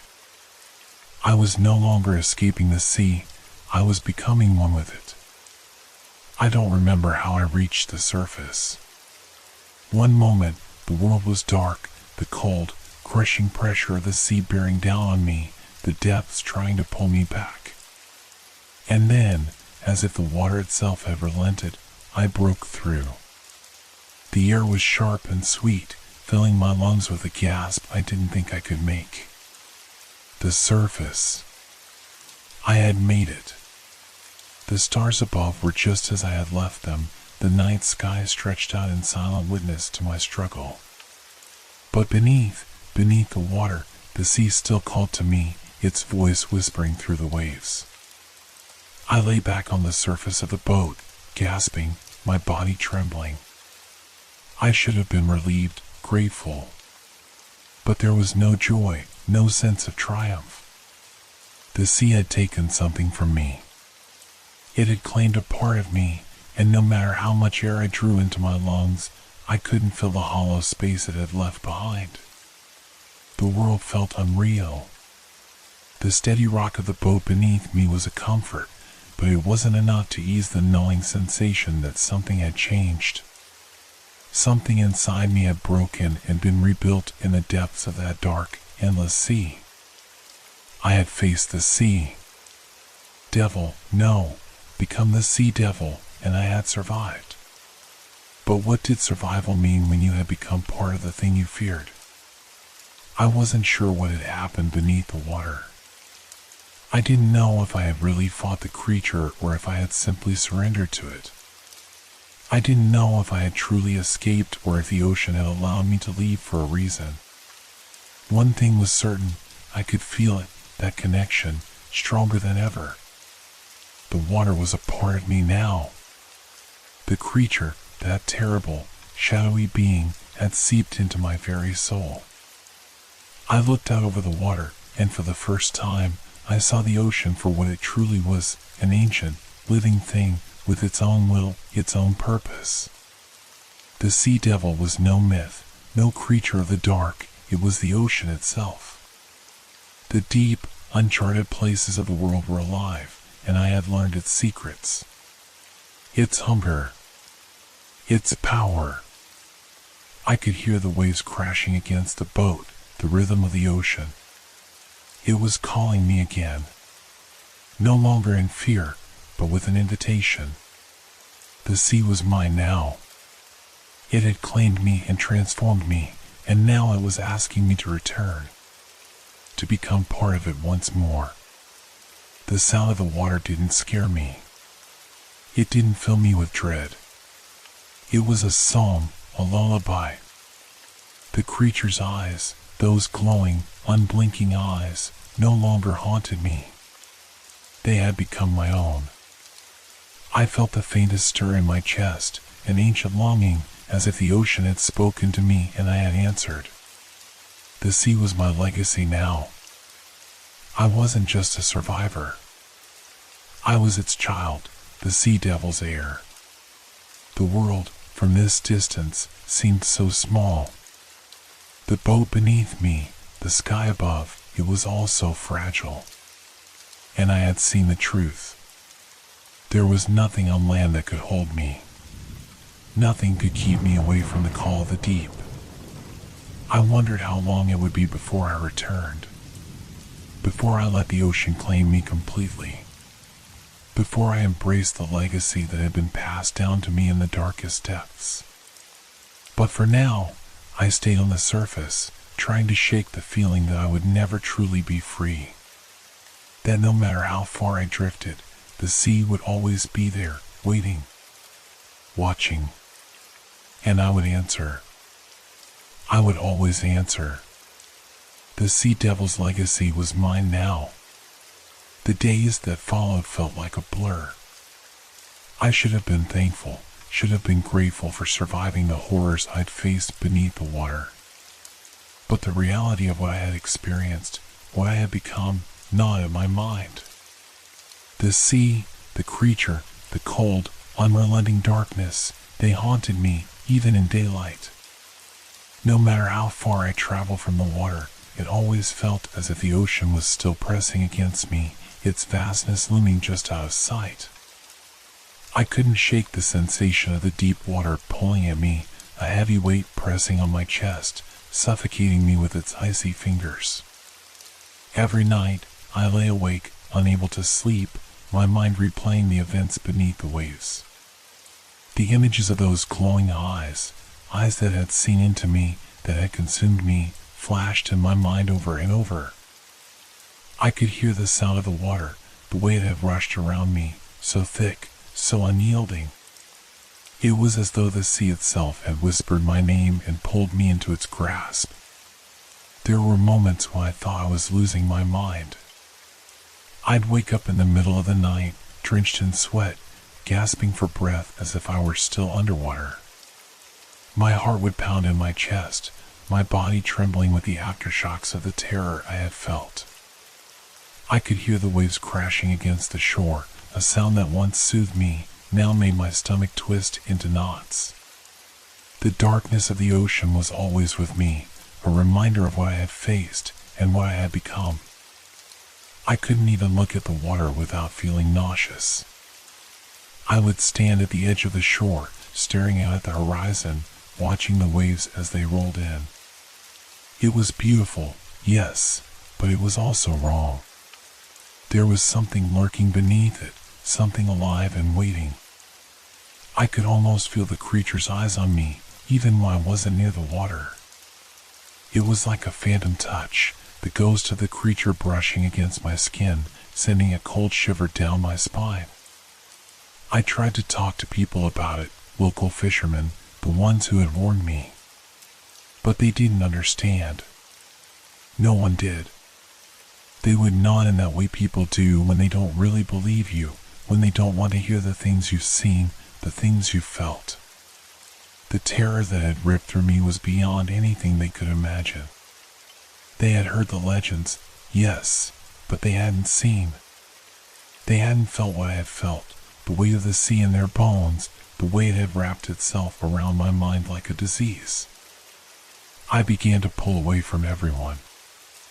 I couldn't stand to be around anyone who hadn't been to that place, who hadn't experienced the call of the ocean. The more I tried to explain, the more I realized there was no way to describe what had happened to me. No way to make them understand. And so I withdrew into myself, into the silence of my own mind. But the silence was worse. Because in the silence, the ocean spoke louder. It wasn't just the nightmares anymore. The dreams of glowing eyes and endless darkness had begun to leak into my waking hours. I'd hear the sound of water rushing in my ears, as if I were still submerged. The sensation of the creature's shadow moving beneath me, its cold touch creeping up my spine, lingered in the back of my mind. It was like a curse I couldn't escape. A part of me was still down there, still in the depths, still intertwined with the sea devil. Every breath I took felt like it was filled with salt and seaweed.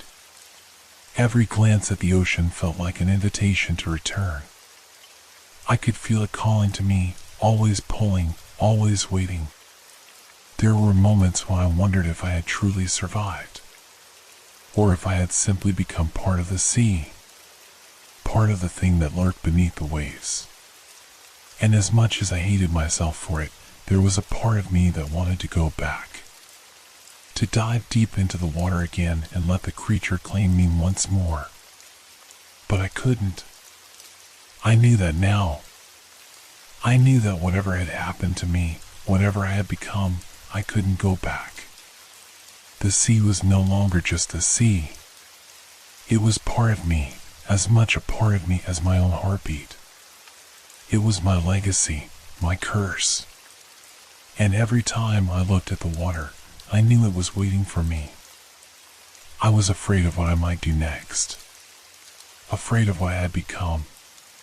The visions began slowly, creeping in like the tide. At first, I thought they were just nightmares, fragments of the terror I'd endured beneath the surface. But the longer I tried to shake them off, the stronger they became, as if the creature was unwilling to let me go. The water, once so calming, now had a grip on my mind, pulling me deeper and deeper into its grasp, even while I was miles away from the ocean. It started with a sound.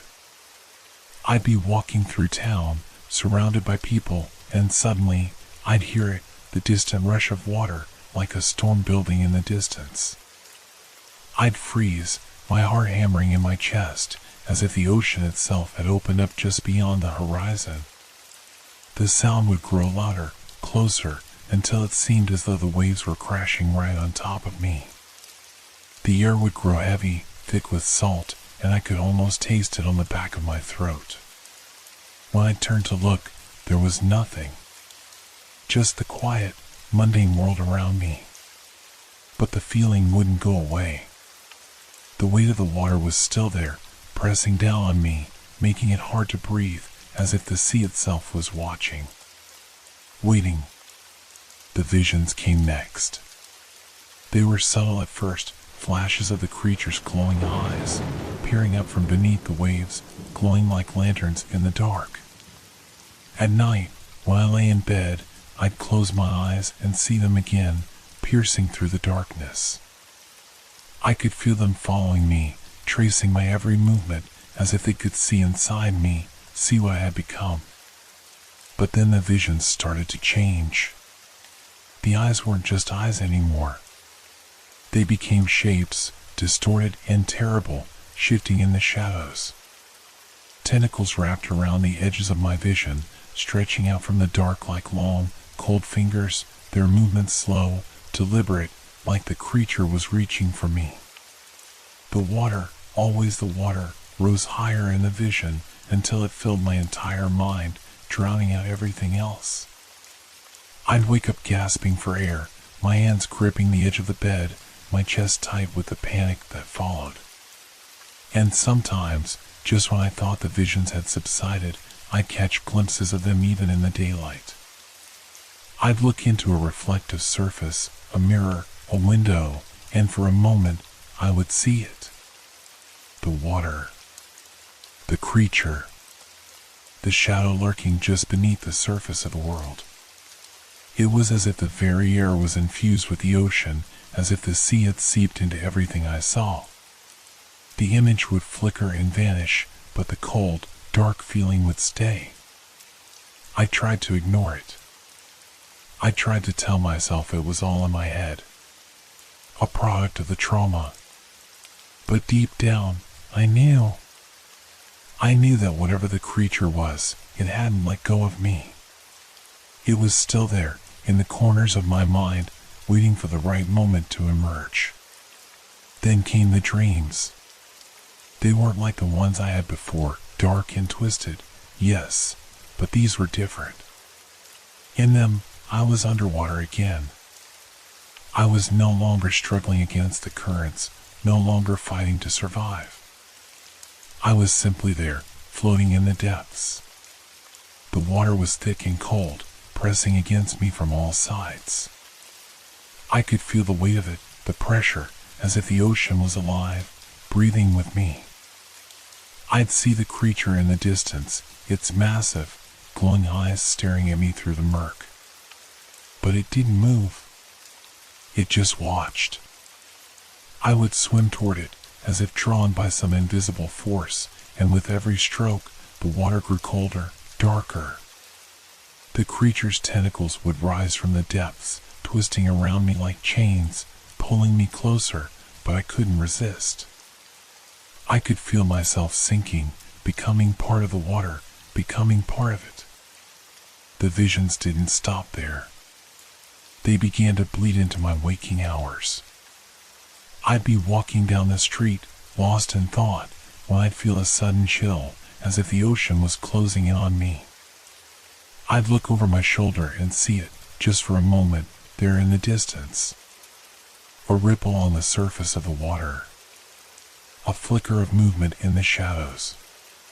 The sea devil, always just out of sight, always lurking, always waiting. I couldn't escape it. I couldn't escape the feeling that I was already gone, that I was already one with the sea. The visions weren't just hallucinations anymore. They were a warning. A reminder.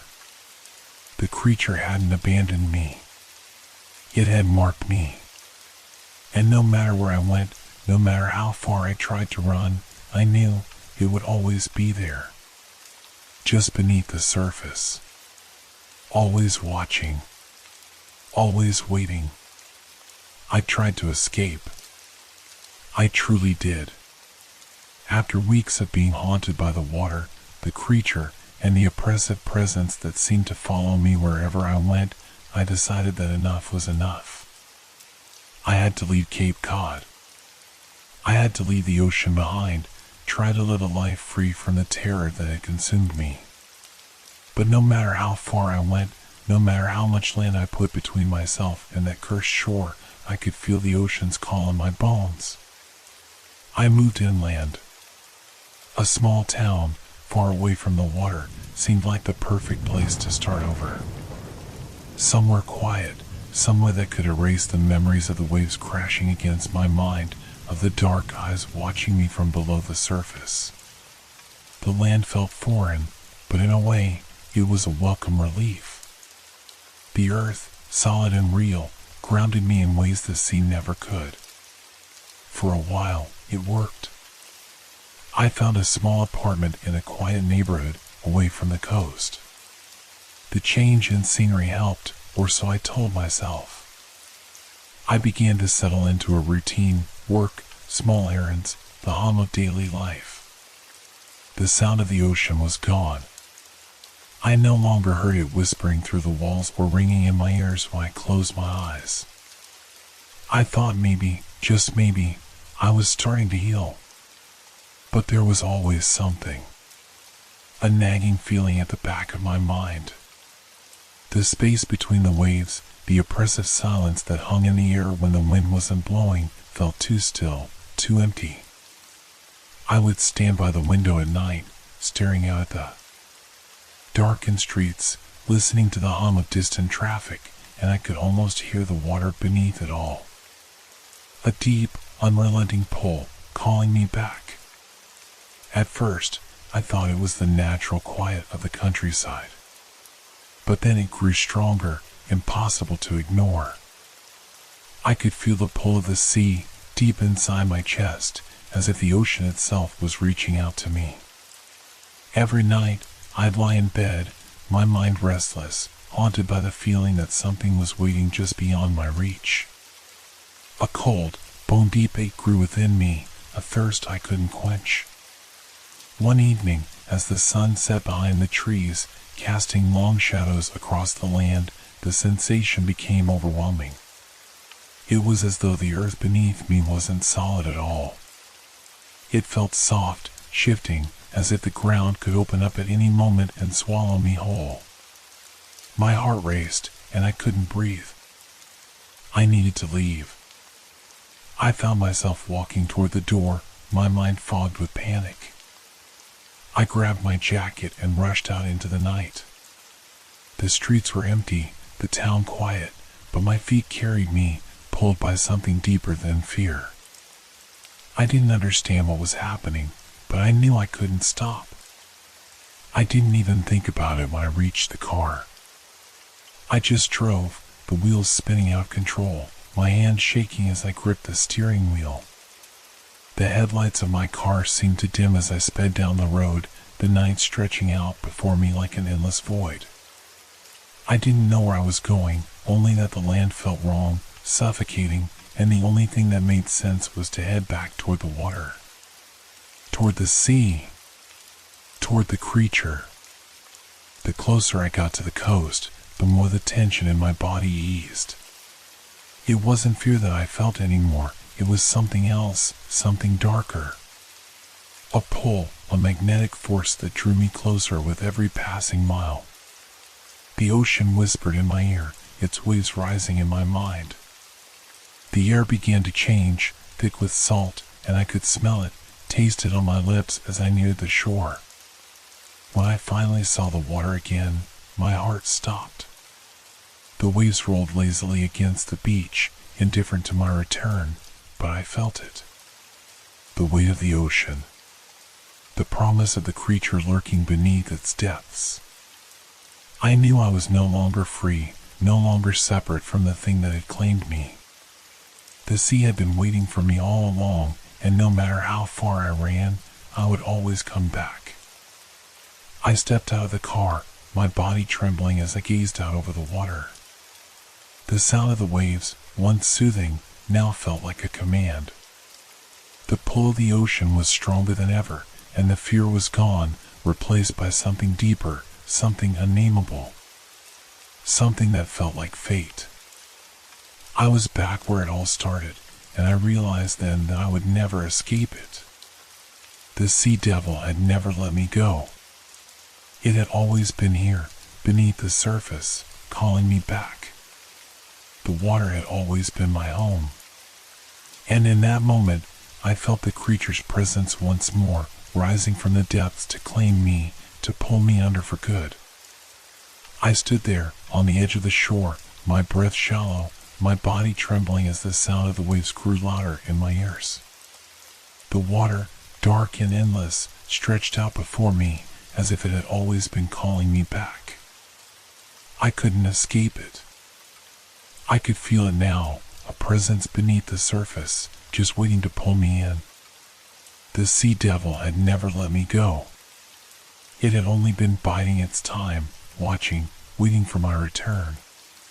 There was no more denying it. The legacy of the sea devil had wrapped its tendrils around me, just as it had done to every soul that had fallen prey to its grasp. The fishermen, the lost boats, the countless stories of those who had disappeared into the depths, those were not just warnings.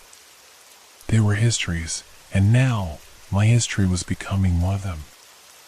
The sea devil had claimed me, just as it had claimed them. I could feel the pull of the water, as though it was no longer a force outside of me but something inside, crawling through my veins. The same madness, the same uncontrollable draw that had taken those before me, was now mine to endure. The fear had long since faded. It was something far more insidious now, acceptance. I was no longer just an observer of the terror, I had become part of its story. I thought of the fishermen who had warned me, the ones whose eyes had held the weight of their own encounters with the creature. I thought of the stories they had told, the cryptic warnings about the eyes in the depths, the shadow beneath the waves. How many of them had come before me, standing where I was now, feeling the same pull, the same strange compulsion to return. How many had believed they could outrun the creature, only to find themselves swallowed whole, their fates sealed by the legacy of the sea devil. I had been foolish to think that I could escape it. The sea devil wasn't just a creature of the depths, it was a curse, a cycle that claimed those who crossed its path and dragged them into the dark abyss, where the past and the future blurred together.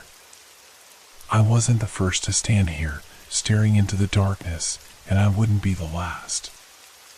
I was part of something much older than myself, something that spanned generations, bound by the unyielding pull of the ocean and the terror of the creature that lurked beneath.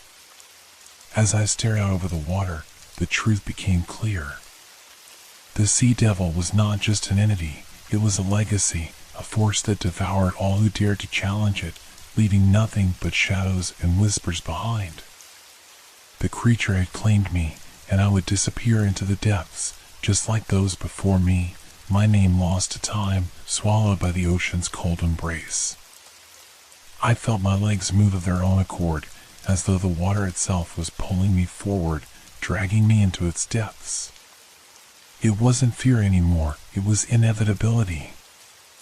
I walked toward the water, my steps slow, deliberate, and as I did, I realized that there was no escape. There never had been. The creature was waiting, its presence rising from the dark waters, its glowing eyes watching, its massive form shifting just beneath the surface. I knew what was coming. I had always known. The sea devil would claim me, just as it had claimed so many before me. My fate was sealed. And as I stepped into the cold embrace of the ocean, the last thing I saw was the glowing eyes staring back at me, and I knew, in that moment, that my legacy had become part of the sea devil's curse. I had joined the ranks of those who had disappeared, lost to the water, swallowed by the dark, their stories left untold. The legacy of the Sea Devil would continue, as it always had. And I would be just another name, another soul lost to the depths, a part of the ocean's eternal, unrelenting hunger.